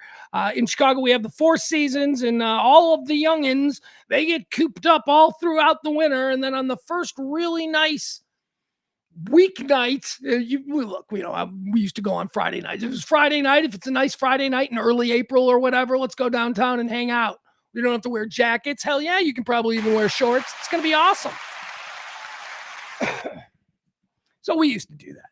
But now everybody does it, and they're able to do it in mass, and they're able to connect to each other with all of these different teen groups and all of that. And now there's a name for it. And in Chicago, it's called a teen takeover. Oh my God, there's a teen takeover this weekend. It used to be fun because they used to cover the teen takeovers on the Chicago police scanner. And you used to be able to listen to like all of the crazy stuff. There's a bunch of kids and they're dancing on the tables at the Witch sandwich shop. Can we get somebody down here? It's just kids being stupid. Kids have been locked in. They're just being stupid. They're running around, mayhem. And again, because we live in different times, instead of, every kid from every high school going to a different part on the lake and just hanging out and maybe seeing each other. Now they're all massively meeting in the same place and then just throwing a big teen takeover party. And of course, that bothers grown-ups because how dare they have fun? Well, problem is that a lot of these teens show up and, although there isn't like, it's not like, 10 people were murdered during a teen takeover. It is troubling, and there are fights and there are arrests and, there are shots fired, and, because a lot of teens are in gangs. That's all I can tell you. Gang culture is very big in some of the communities here in Chicago. And when all the teens from all the different communities come together, yeah, because it's 75 at 8 o'clock on April 15th. So last night was a beautiful night, and there was a big teen takeover. And by the way, if you're a Fox News, you've seen the Chicago teen takeovers. They haven't been presented in the way that I presented them to you. They've been presented to you as the black kids are wilding out. That's how it was presented to you on Fox News. That isn't exactly accurate. But there's no security setup. There's no urinals. It's like, Chicago does concerts very well. We can get 100,000 kids in the park, but, usually we plan for it. So when these things go down and all of a sudden it's like, holy fuck, it looks like Lollapalooza down here and nobody was expecting it. There are problems. There are problems, bad elements, all of that. So that's what a teen takeover was. And there was a big one planned for last night. And there was a lot of local consternation about it. They're like, oh, Jesus, what parks can't we go to? Can we go to the Bean? Is the Bean going to be safe tomorrow? I've got relatives in town. We were going to go to a nice dinner downtown and then to the Bean. So those are the things that are usually, made inconvenient when we have these teen takeovers. Kenwood. Kenwood is an area of Chicago that I have talked about many times. It is my favorite area of Chicago. It is the University of Chicago campus, one of the great elite learning institutions on the planet. Did the little thing called the Manhattan Project there, split the atom and all, Enrico Fermi and whatnot. Anyway, so you got that. University of Chicago, you got the Museum of Science Industry campus, you've got Jackson Park, you've got Washington Park. More Nobel Peace Prize laureates live within like a 3-block area of the University of Chicago than any other location. That's the neighborhood we're talking about. It's also primarily black. It's also a primarily black neighborhood on the south side of Chicago with Nobel Peace Prize winners. And it's where Barack Obama lives. It's Obama land. It's where his new super ugly brutalist museum is going up.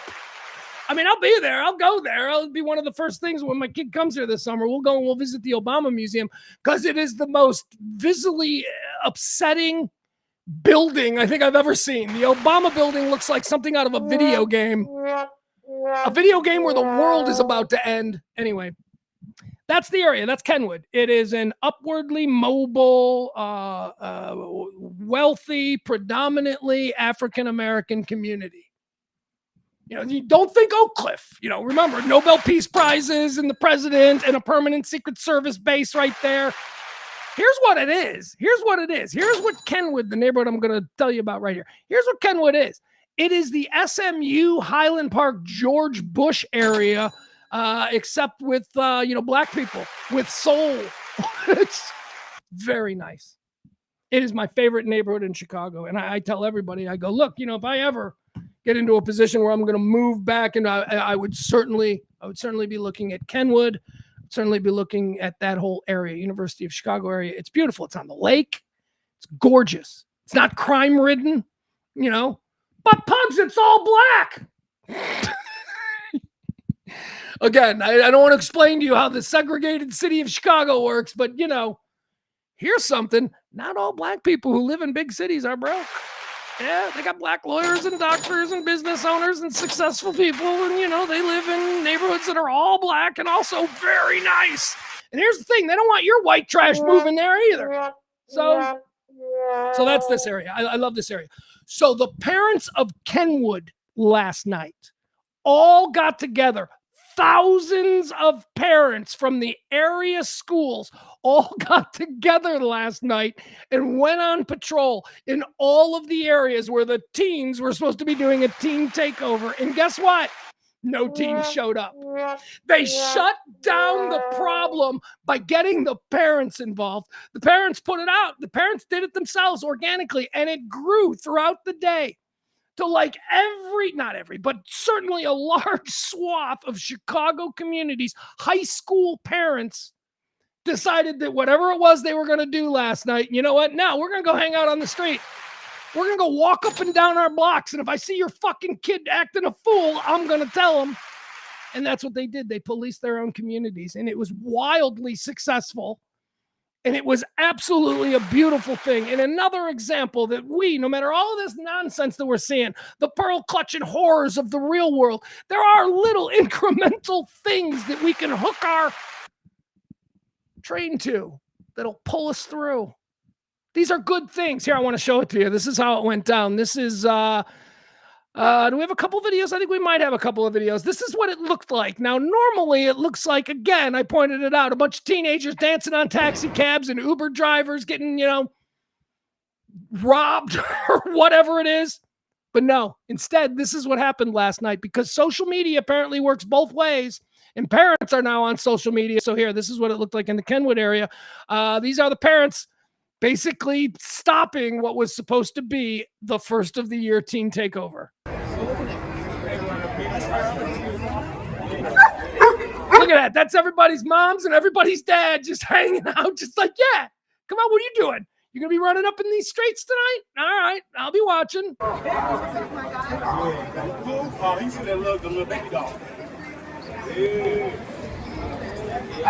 The KA there, that stands for Kenwood Academy, which is a really good school. All right, so this looks like, just for perspective, this looks like one of the many parks in that area, which is why it's such a gorgeous part of Chicago. The lakefront is probably, 50 feet off the camera here. So this is like right across from where the lake and the beach is.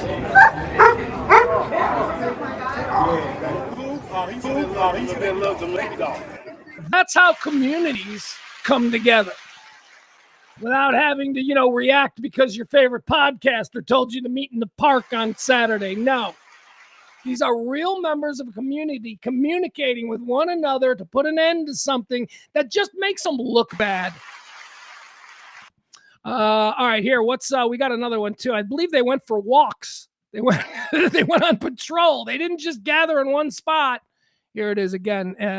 Chicago parents getting together to stop their teenage kids' nonsense. Here, let's see what this is.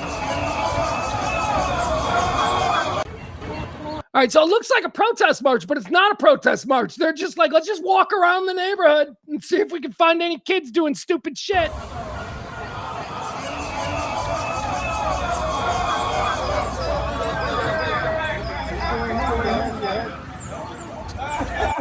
by the way, this was happening all over the lakefront on the south side. This parents group, what we're seeing here is just an example of what occurred in the Kenwood community. But this was happening all over. It worked. Communities coming together. Parents saying, I'm tired of people saying that we're not good parents. Let's get involved.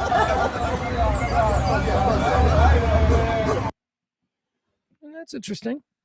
This guy's wearing a Nirvana Chicago t-shirt. Chicago was basically Nirvana's second home. Just pointing it out. Before they were famous, they were based here for a period of time. That's pretty cool. All right. All right, there you have it. Guys, working together as American patriots, members of our community, instead of just outright avoiding people or talking shit to them because they voted differently than you. The way we fix everything is coming back to the community, and that's what's happening right there, and that's an incredible example of it. Get involved in your community. I would also say not through your church, unless it's Catholic, unless you're getting involved in your community through the Catholic Church. We had a guy once who was an advertiser on the radio station who donated a whole bunch. It was during Katrina. Remember Katrina? We had an advertiser who donated like a truckload of water, and they took all the credit for it. And, they were on all the shows. And everybody's like, wow, that's just a really wonderful thing that you did there. That's beautiful. That's beautiful. Fast forward to like 6 months later, he decided that he had to sue the radio station because they wouldn't give him a tax. They wouldn't give him a thing so that he could write it off as some tax bullshit for the church that he was a deacon of. He didn't do it. He didn't do it for anything other than the tax write-off. How very Christian of you. Anyway, here. What did I want to... I lost my whole train of thought there. That's okay. All right, clavicular is in the news. Do you know who clavicular is? Clavicular is somebody Maddie brought up. I mean, I'd heard of him. He's an influencer. He's one of those really horrible 20-year-olds that I have to make sure that my son isn't affected by. My son is 16. Clavicular, his whole bit is that I'm perfection. He's like 19 and doing plastic surgery to get his jaw. He's a weird ass. Anyway, clavicular made some news last night. By the way, he's in a news cycle where he's getting news, which I'm going to tell you what that tells me. So 2 nights ago, he was going viral because he walked out on an interview. I believe it was a 60 Minutes interview. They sat down with Clavicular and they asked him, are you an incel? And he very performatively took offense to that and stormed out of the interview. That went viral, was probably seen 1 million times. Smart move on Clavicular's part, because that move of that viral going 1 million times is probably about 900,000 more times than the interview would have been seen on 60 Minutes. He's smart. So that was the big news story circulating, putting Clavicular's name out there just 48 hours ago. 24 hours ago, the very next day, here he is again, completely new story. He's overdosed in Miami, and oh my God, we're all clutching our pearls, and there's thousands of people who are on this thread, and they're all saying their prayers, circulating all night. Prayers for Clavicular, or Clavicular, or whatever his name is. So then this morning, wouldn't you know it, Clavicular posts all about it. Here's the other interesting thing. His OD, what a blessing for him, occurred while he was live streaming. What are the odds of that? So the very fact that the last 48 hours have been occupied by 2 distinctly different Clavicular stories that were somehow pushed to promote him and make his name be out there. That's not a coincidence. That's called he's got a new PR team, and we usually see this a lot. So what am I saying? The overdose was a fake.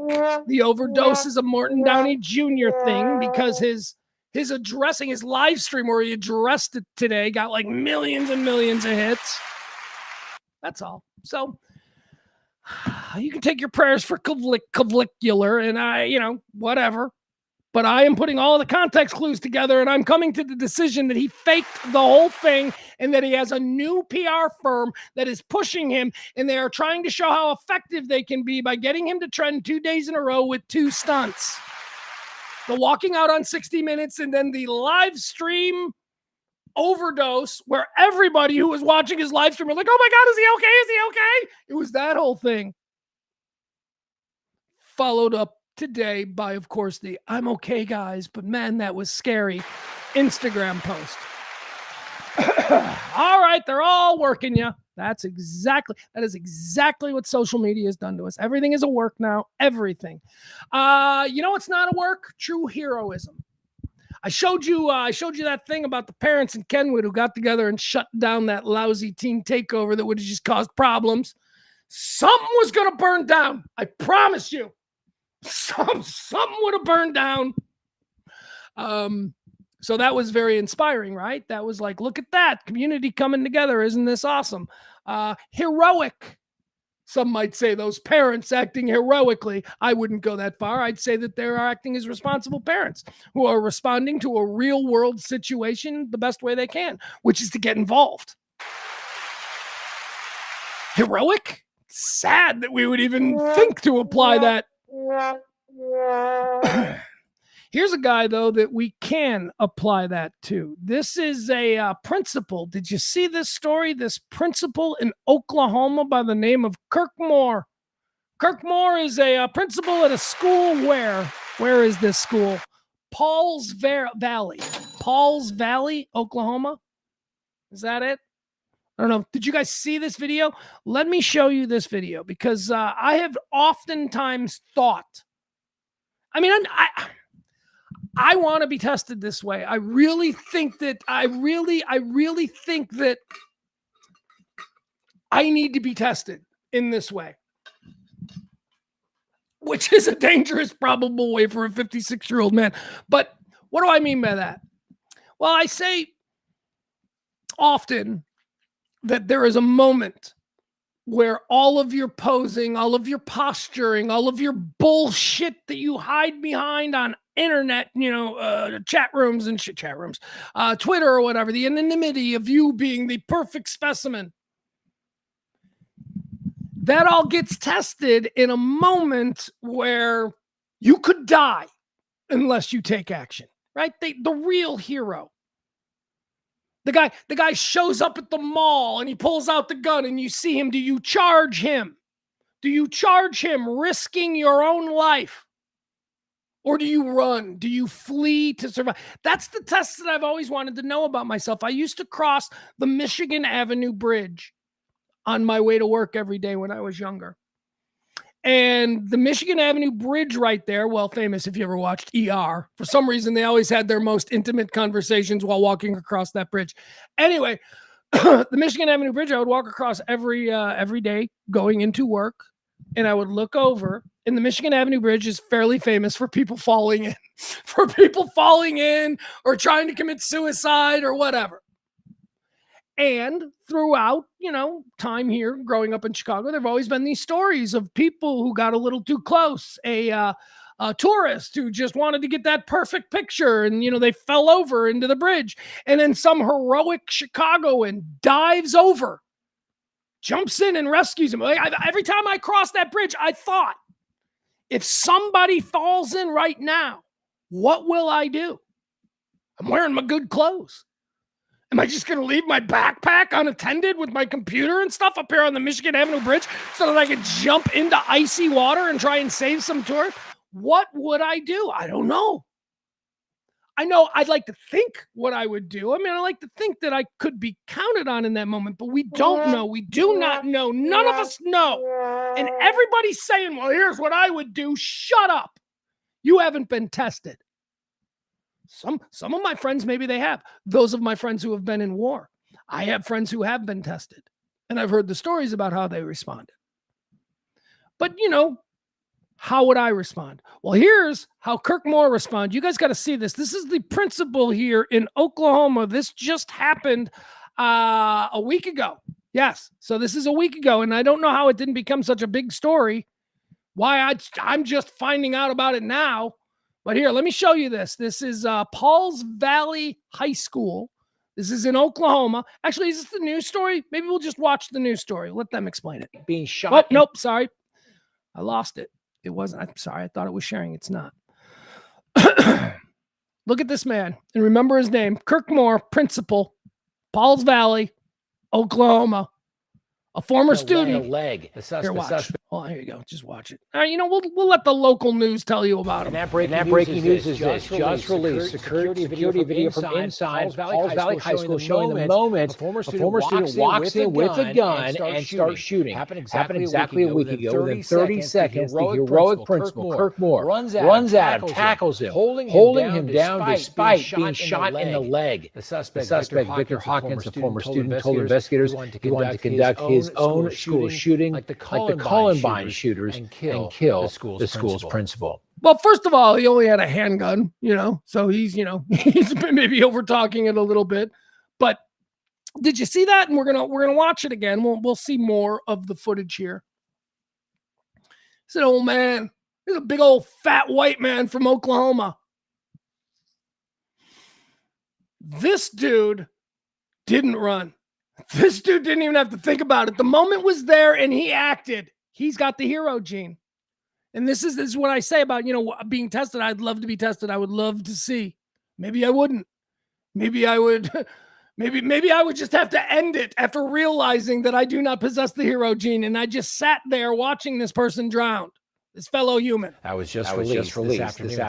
Thanks for joining us. I'm Carl. And I'm Amanda Taylor. That video showed just how fast things escalated within the school last Tuesday afternoon. Principal Moore is already back on the job, leading students and staff as the district continues to heal. Matt McCabe is live in our newsroom. Take us through that video. Matt? Amanda and Carl, this event could have ended much differently. The video shows how close students and the principal came. What crazy is this guy got like a weird, like fetal alcohol kind of look about him. Just something slightly off about him. Like his face is melted a little. I don't know. Came to the shooter in the lobby of Pauls Valley High School. Now in that video, you can see Victor Hawkins come into the building. There's no audio in this video, but court documents say that Hawkins had pointed his gun and yelled for everyone to get on the ground. He then pointed a gun at a female student, but that gun did not go off. And right here you can see him. He stepped. Okay, see, I have a problem with that. You know me, I always like to throw the red flags down where I see poor journalism. I hate the way he said that. He pointed the gun at a student, but it did not go off. That's not how you phrase that. That leads you to think that there was some kind of malfunction. But you're leaving out. Did he try to pull the trigger? That's what you left off. He pointed the gun at a student, attempted to pull the trigger, but it did not go off. That's not what he said. He said he pointed the gun at the student, but it did not go off. Did he try to fire it? Did it not go off because he didn't fire it? I mean, I don't know. It's just poor. It's bad. He worded it badly. He's a small station in Oklahoma. I probably can't, Anyway, let's continue here. Behind a vending machine, investigators say it there. Students and the principal came to the shooter in the lobby of Pauls Valley High School. Now, in that video, you can see Victor Hawkins come into the building. There's no audio in this video, but court documents say that Hawkins had pointed his gun and yelled for everyone to get on the ground. He then pointed a gun at a female student, but that gun did not go off. And I need to stop it here again, because isn't that also an indication of, and by the way, I am absolutely 100% not downgrading the heroic actions of this principal. There's no way this principal knew all of these things that I'm talking about now. This principal was just reacting to a guy in the school. But the very idea that the guy walked in with the gun, he doesn't have like a rifle, he doesn't have a one of those kinds of guns. He's got a handgun. The very idea that he walks in and he orders everybody on the ground, that tells me that it's not the same kind of situation as Columbine. They didn't tell anybody to get on the ground. They walked into the room and just started killing people. The very idea, again, that he walks in and you'll see there's a girl sitting on this bench. This is the girl he points the gun at, where he says, we pointed the gun, but it didn't go off. Well, did he pull the trigger? Is that why it didn't go off? Again, I am in no way trying to diminish the heroic actions of this principal, because the principal couldn't have known any of this stuff. We're just simply talking about after the fact knowledge that we have, right? He pointed the gun at a student. See this bench right here? There's a bench right here. You'll see the student. There's a girl, I believe. She's sitting on that bench. He points the gun at her and she runs away. He didn't pull the trigger. Right? I mean, Columbine or the Allen Mall shooter or Uvalde, that dude's pulling the trigger. So for what that's worth, just context on this. Again, not intended to diminish the heroic actions of Principal Kirk here. So let's keep watching. Here you can see him. He steps behind a vending machine. All right, see, here's the student. Here's the girl student, right? She's sitting there. I guess this is like the principal's office, I would assume, because that's where the principals come out of. He walks in and then he hides behind this vending machine and he does something with the gun. The student's sitting right here. You would think that this would be the first victim. At that time he was fixing the malfunction in the gun. He then points the gun at another student towards the end of the hallway and discharged the weapon at that time that the All right, so see here. Okay, so here's the little girl. Everyone to get on the ground. He then pointed a gun at a female student, but that gun did not go off. And right here you can see him. He steps behind a vending machine. So maybe his intent, maybe it did malfunction. Maybe the intent was to kill this girl, but now he has another opportunity to kill this girl and he doesn't seem to take it. The gun does work. We know the gun works because, Principal Kirk gets shot in the leg. The gun goes off. The principal gets shot. At that time he was fixing the malfunction. So like here's the girl. She's blurred out. She's allowed to just run away. He then points the gun at another student towards the end of the hallway and discharged the weapon at that time. All right, so now she's running away. He discharged it, but he didn't shoot her. Like he didn't shoot her. He may have just shot in the room as a scare tactic or whatever. And as he's doing that, that's when Principal Kurt, look at this son of a bitch. First of all, look at this gun right here. Gun is pointed right at the top of this guy's head. This man should be dead. But he's not, because thankfully we had an incredibly brave man, a guy who they should build a statue to in this community. You've got an incredibly brave man putting his entire life at risk, and we see it right here. The gun is pointed directly at the crown of his head. He's dead. Boom. Pull that trigger. He's gone. That's not what happens. Look at what he does. He doesn't even care. He just tackles the guy. Old man tackling this kid. The affidavit says it did. Shot in the leg now. The gun goes off. He's shot in the leg. He's still fighting the kid. It says that student put his hands up and asked Hawkins not to shoot him. You then see him lower the gun, told that student to leave. Principal Kirk tackles him through the side. All of that. Now, what's taking this guy so long? Did he have to put a sandwich down? My God. You didn't hear him screaming for it seems like this was a bit of a delayed response from guy in the red shirt. But happening extremely quickly. You can see he's holding him down there. He was shot in the leg. Kirk Moore was the assistant principal. You secure the gun, right? Don't just kick it away like in a movie, okay? Secure the weapon. He comes in, disarms Hawkins. No students were hurt in this ordeal. Investigators say Hawkins also planned to take his own life. They say he took the gun from his father's closet and drove himself to the school. He's now in jail on $1 million bond, and he is not allowed to contact Moore. The next court date is set for May 8th. Amanda? Isn't that a weird... We have reached out. That's sort of an odd little tag there on the story. And he's not allowed to contact the principal who tackled. Why would he contact him? And he's not allowed to contact Moore. Again, that's a mental illness case, and thankfully it wound up. All the best things happened in that case. All the best things. We had a shooter who was obviously in mental crisis, who was not fully committed to the carnage that we all fear, right? We had a adult on the scene here at the school, a teacher who obviously didn't go through the Uvalde program of how to handle these situations. He charged him straight up without any regard. Kirk Moore, Principal Kirk Moore, say his name. Charged him without any regard. You know what he is? He's our manliest man. That's right. Kelly and I used to do a segment where we would award people who showed heroism. We called it the Manliest Man Award. Bring that back for old Kirk Moore, the manliest man that you've ever heard of. He's awesome.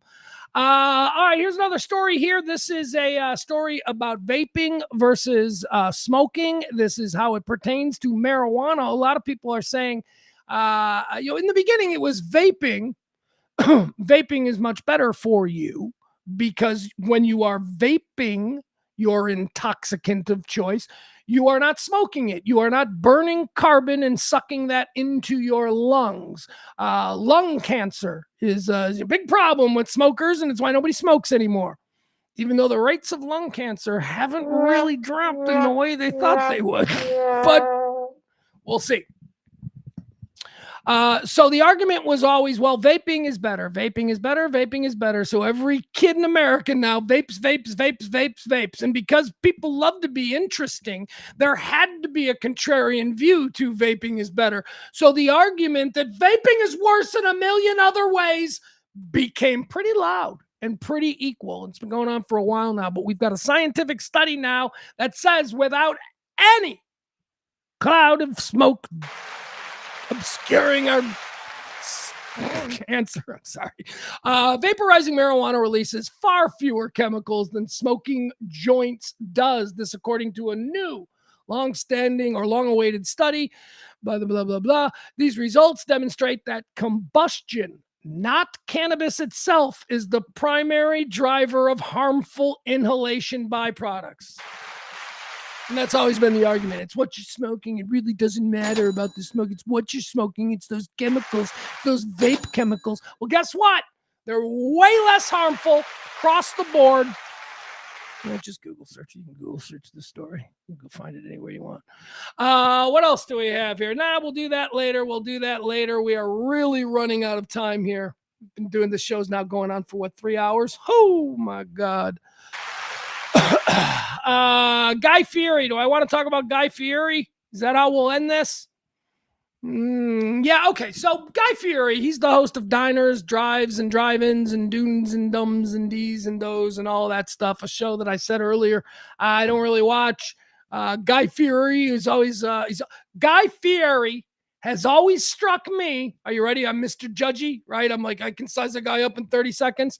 Here's my take on Guy Fieri. He's trying too hard. He's just trying too hard. He's got too many things going on. Really? You're going to do the frosted tips and the earring and the puka shell necklace? You're doing it all? You're trying too hard. So I've always been like, yeah, that guy's kind of a douche. But to be honest, the concept of the show that he's created and built his empire upon is quite brilliant. I mean, it's, all the respect in the world for him. It's the presentation and the character that I've always been like, yeah, that guy seems like a douche. Anyway, Guy Fieri has built this empire, and he went to the UFC fight because, Guy, look, for people, if people don't like him, isn't it really mainly you don't like Guy Fieri because of the things that I just described? That he just seems like a bit like he's trying too hard, maybe just rubs people the wrong way. But I don't know that there is any like demonstrative evidence of Guy Fieri being like a complete jackass to people. So I don't know if that's a thing. But he likes the UFC and he likes that whole world and all that stuff. And he's there with the rich people who go to the UFC, which is like the first 3 rows that circle around the octagon, if you will. And it's always, the president was there, the president and, people like that, movie stars, sports stars, people, the important class. Lately, influencers, it's all like influencers and shit because they're the only real celebrities that we acknowledge these days. So Guy Fieri is moving over to his spot and they're putting him there. And sometimes, celebrities who don't know each other will be forced to sit next to each other because they all want to be in the cool area. And sometimes they got to be crammed in like sardines. So Guy Fieri finds himself being introduced and talking to the Tate brothers. Why can't I remember the Tate guy's name? I mean, it's good that he doesn't occupy that much of a spot in my head. There's 2 of them. Well, let's call him Larry Tate. Who's Larry Tate? Is that from Bewitched? All right, so Larry Tate, he's like the racist sex trafficker, Czechoslovakian, whatever. He's an asshole. He's like a complete douchebag. He is absolutely manipulating confused young men into thinking that there is some way to live your life that, just like him. And no, because you can't all be the influencers who get the millions of people to give them money so that they can live like him. Doesn't work that way. You're being worked and acting like an asshole. So the Tate brothers, they're a problem. So Guy Fieri gets moved into this area, and of course the Tate brothers are there. And Guy Fieri's very famous. And whatever you think of the Tate brothers, on some level, they're like regular people too, and they probably watch diners, dive-ins, and whatever. So a video started circulating of Guy Fieri speaking with the Tates, and of course it became, I no longer like Guy Fieri because look at him, he's friends with the Tates. It became ugly for old trying too hard Guy Fieri. And he had to issue a statement, and it's a kind of a sad statement. Here, do we have the statement or do we have the video? It was kind of a sad statement. Guy Fieri's like, look, I don't know these people. They just put me in a section where other people were, and they said, hey, aren't you Guy Fieri? And I turned around and I'm like, yeah. And then they introduced themselves, and that's all it was. But I guess on some level, his business has, taken a hit, at least branding wise, over the past couple of days since this happened. And Guy Fieri had to go and apologize, and he had to distance himself and say, I didn't know who these people were. But here, let's look at it, okay? Let's look at it based on everything that I just told you about how these things work, sections and being moved into sections and celebrities that you don't know and you don't even know who the celebrity is. And by the way, in Guy Fieri's defense here, as I said earlier, like half the guys that are seated here look like some variation of a Tate brother. So, and I think I might recognize Andrew Tate, right? I think I might recognize him, but it doesn't bother me, or it's not outside the realm of speculation that Guy Fieri wouldn't know who this guy is. So here they are. All right, so here's Guy Fieri. This is one of the Tate guys. Look at Guy Fieri. All right, so let's watch the dynamic that is happening here. These are both two celebrities, two people who are well-known, very popular. But only one appears to be thrilled to meet the other. Tate is fanboying here. Look at him. He's smiling, shaking his hand. And the most that I can tell from Fieri here is that this is just how he is with anybody who likes his show. Hey, man, I love your show. Oh, thanks, brother. I appreciate that. All right? I don't see anything that means we need to tank Guy Fieri's entire business over. Well, let's keep watching. All right, shaking hands. Look at it. Now look at him. He's like, it's Guy Fieri. It's Guy Fieri. This is not the action of good friends who hang out all the time. This is the action of one celebrity, Andrew Tate, bumping into another celebrity that Andrew Tate actually likes. I like this guy. I like the food shows. Interesting little tidbit. This right here is all you need to know. He is looking at his brother Tristan going, can you believe who's here? And Guy Fieri looks like, oh, thanks, guys. I appreciate that. He looks like he's behaving the way you're supposed to. But make no mistake. These are not good friends who hang out all the time. These are two groups of people meeting for the very first time, and one group is obviously fanboying over being in the presence of the other. And weirdly enough, that's the Tate guys. The Tate guys are fanboying over Guy Fieri. All right, now he's shaking the brother's hand, right? Because Andrew was like, it's Guy Fieri. And then Guy Fieri's like, hi, nice to meet you. It's a pleasure to meet you. Let's see what he says. How you doing, buddy? Good. No, he's moving on. Now, this guy is probably in Guy Fieri's group. This guy, every celebrity has a friend who does this, who inserts himself right at the minute where he knows the star is getting a little tired of this. And that's where the less famous person starts to occupy the new friends, and the famous person slides out the back and just moves on. That's how it works. And that's what's happening here. No, he's being very nice. He's shaking everybody's hands. All right, and what he just said there, right? Here's all he said. Small talk, the way people who are just meeting for the first time might at an event like this. He just patted Andrew Tate on the shoulder and said, good times, right? Good times. There's nothing wrong with that. It's nothing wrong with that. It's not like he didn't tap Andrew Tate on the shoulder and go, hey, I was just listening to your podcast. That thing that you said was awesome. No.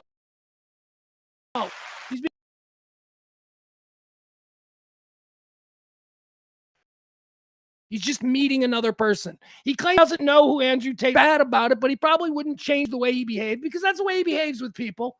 But no, he wants to make it clear Guy Fieri is in no way, shape, or form friends with or in league with the Tate brothers. And the fact that he had to come out and say that yesterday is absurd based on this video. One more time, all the way through.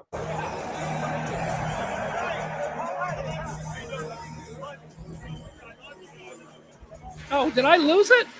Oh, I'm sorry. It looks like I lost the video.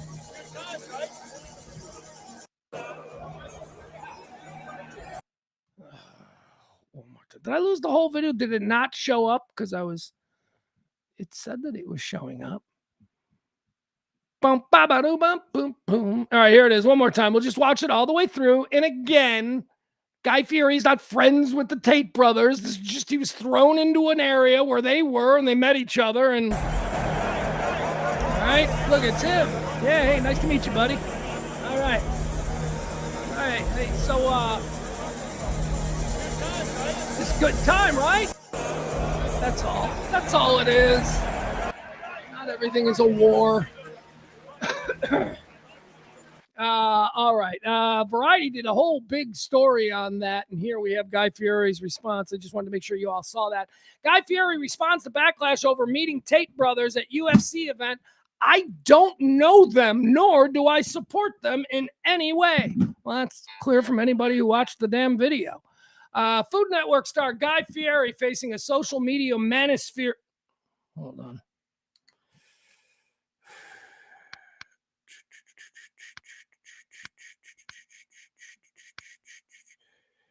All right, Maddie is demanding her airtime, and she gets her airtime. So let's see what she has to say on this. Hello, hello. Well, hi, Maddie. What a nice surprise. All right, so you want to chew on this?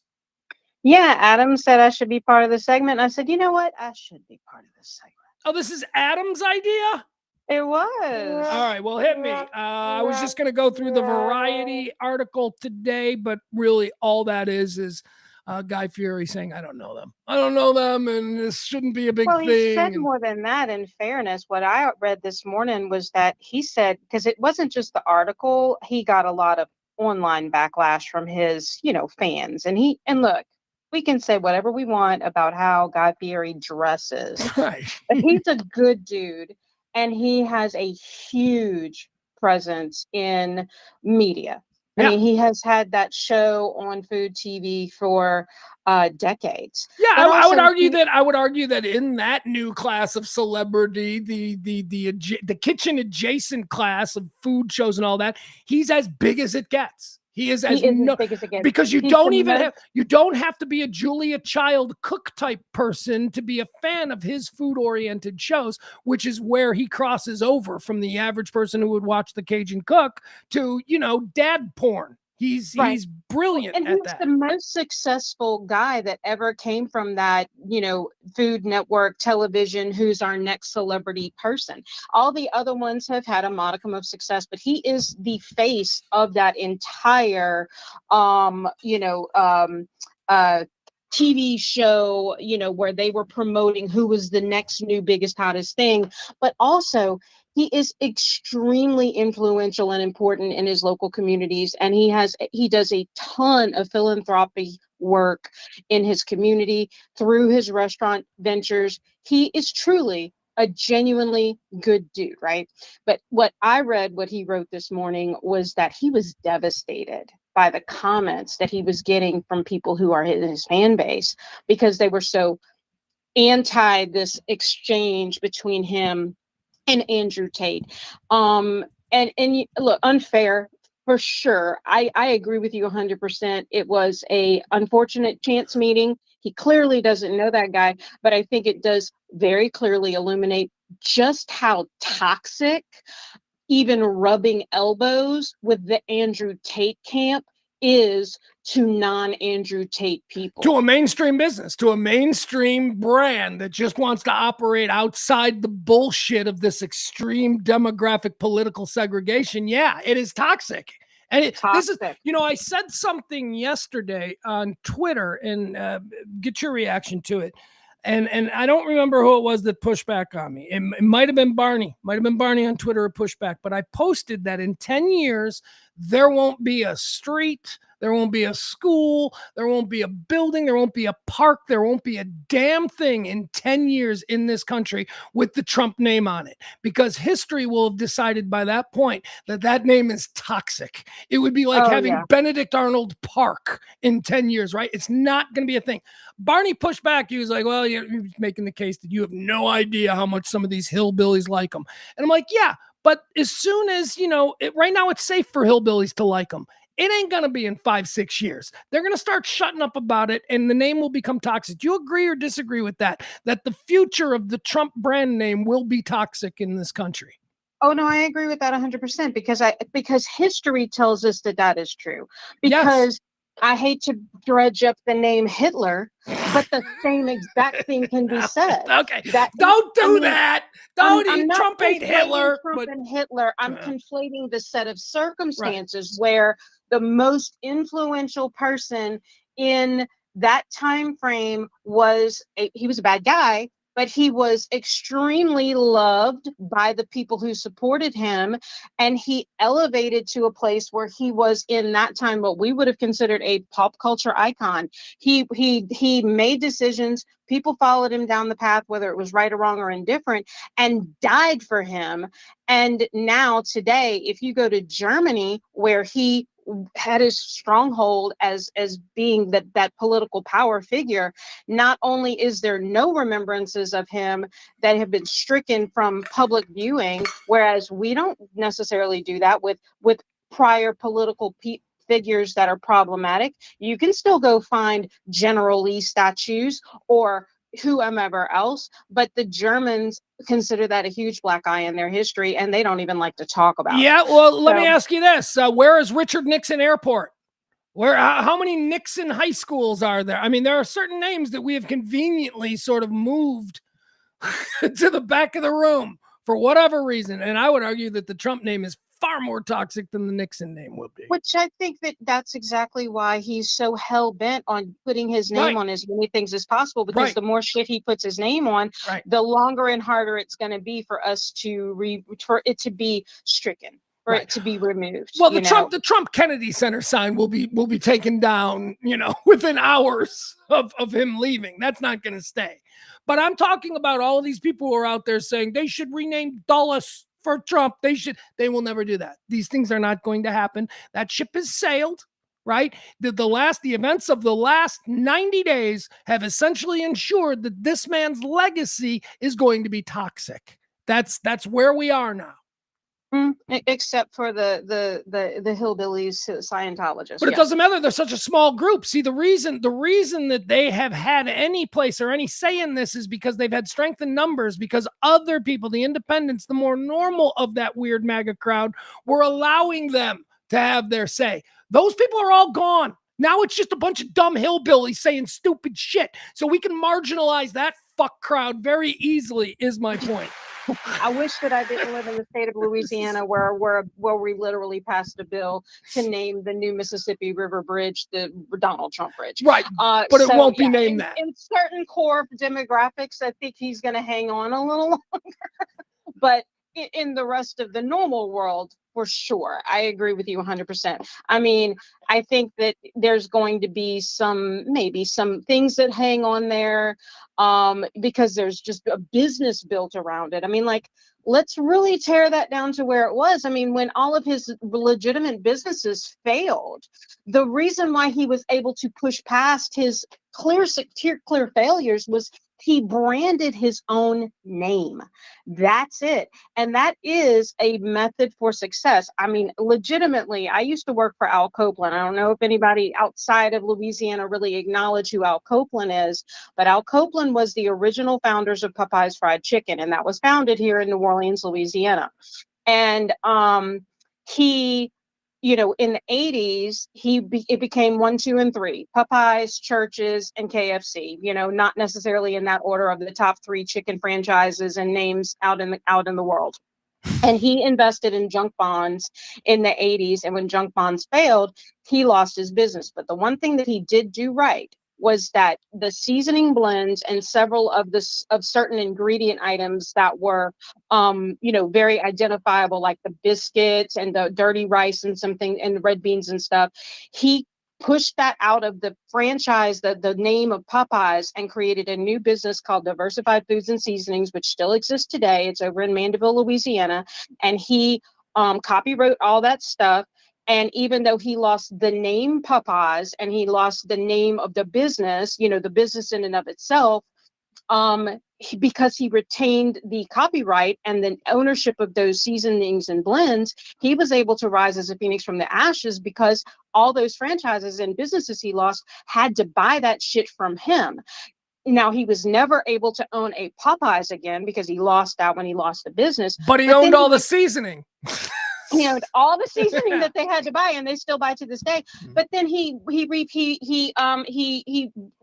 created a new identity, and he got into like these upscale fast casual restaurants, and he made Copeland's of New Orleans and several other things. And then that's when I worked for him. I mean, he was an absolute nightmare of a person, and he was an insane person, but you can't dispute the fact that he was smart enough and streetwise enough to know that he could separate those two things, and one necessarily wasn't the other. And then that is what elevated him to continue to be something in the food industry. And he was, a legitimate, very wealthy person in New Orleans, and, and did all the other things that he was able to do. And that's exactly what Donald Trump did. I mean, he got indicted in the state of New York for a multitude of things: charity fraud, fraud for Trump University, Trump's steaks failed, Trump's airline failed, everything failed. But the one thing that he was able to do was he was capitalized on his name. And it started with when he was appearing in those Pizza Hut commercials with him and Ivana. And then it became his name on the side of buildings that he didn't actually own. No. But a lot of people thought that he owned 50 buildings all around the world, but that's not true. What would happen is people would build these buildings and then have trouble leasing the space. So they would create a deal with Donald Trump where the Trump name would be put on the building so that people would think that there was some degree of glamour or something to it, because that is the fake nonsense that Trump made his brand into for 30 years. The Trump brand in 1993 meant elite, nice. I mean, it was revealed to all be a sham. I mean, at least the people like me, by the time he was doing The Apprentice, were like, his name is on the side of buildings in Korea. He doesn't. But he didn't build those those buildings, right? He didn't build them. He likes to take credit for being a builder. Now, he did build Trump Tower in New York, and he did build Trump Tower in Chicago. But there are Trump branded buildings all over the country that has nothing to do with that. They just pay him to put their name on it. Good work if you can get it, I guess. Yeah. So, I mean, like I said, so there is definitely something to be said for how you can leverage your identity, into something else, which is, I think also unreasonably ironic that he is so anti the NIL thing in the NCAA, because he's now coming out and saying he thinks that's terrible and it's ruined college sports. Well, you know what? They're not doing anything. All right. See, we're chasing rabbits now. We started out just doing, now we're moving on to a million things. But anyway, back to Guy Fieri. Yeah, genuinely good dude. And I get it. I mean, when you have kind of and I think that he's also really kind of lived a squeaky clean image. I mean, I don't know him personally, but I've never seen anything negative. I've never heard bad shit. The bad shit that you hear about Guy Fieri is just that, he wears really ugly shirts. That's like the worst. He's a bro. I don't know if you know what a bro is. Yeah, he's a dude bro, of course. Yeah. He's a bro. He looks like a bro. That's his brand. When he won that competition on who's the next Food Network star, that was one of the things they liked about him, was the fact that he looked so interesting, unique, and different. And he has leaned into it. I can't fault him for that. He has driven around the country and given small business owners visibility in times when the economy wouldn't necessarily have supported those businesses, and he genuinely does things to give back into his local community with his philanthropy work. He has several foundations, the Guy Fieri Foundation. He feeds veterans, he feeds first responders, he does all kinds of things. He's a good guy. I've never heard one negative thing about him. He brings his children with him on these trips around the country and stuff. And now all of a sudden, because he was nice to Andrew Tate, who is the most toxic male figure in the planet, trying to kill him.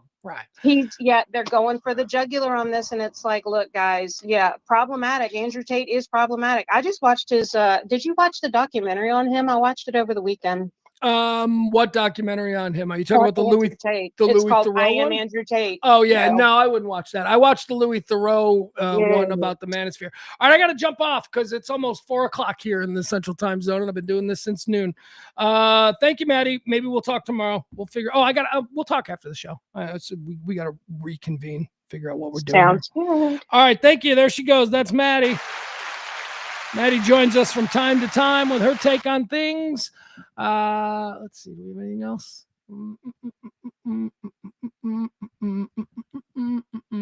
No executive producer today, folks. Just pointing that out. This is Pledge Week. We need like $200, and we ain't gonna get there. So I'm just gonna throw that out there. You want to support this kind of nonsense talk? Let's see. Is there anything else that we have?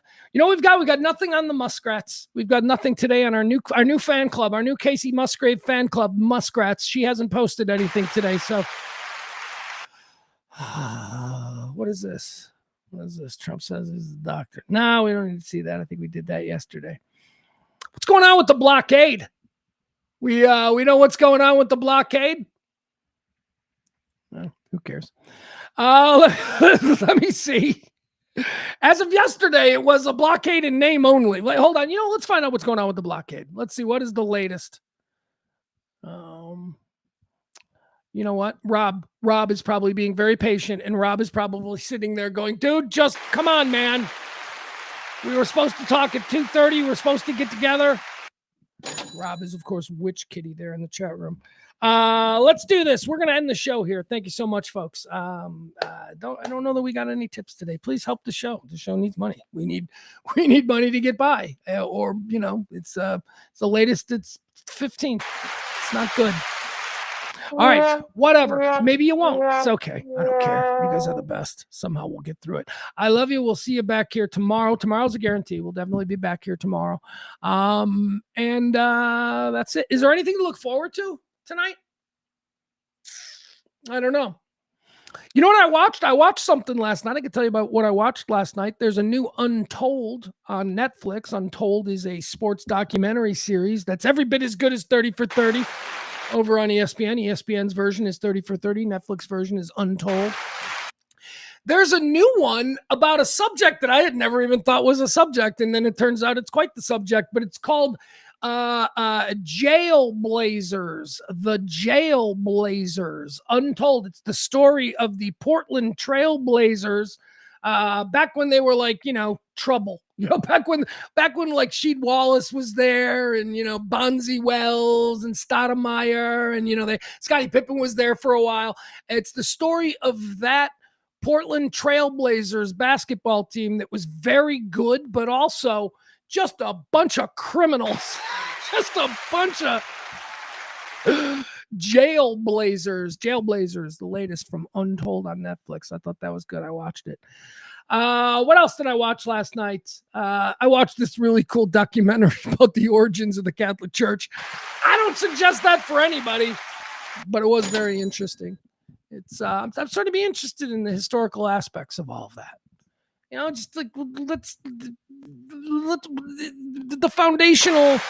What was the moment where Jesus, said to Simon Peter, upon you will build this rock, this house. We'll build a rock house on your shoulders, Peter.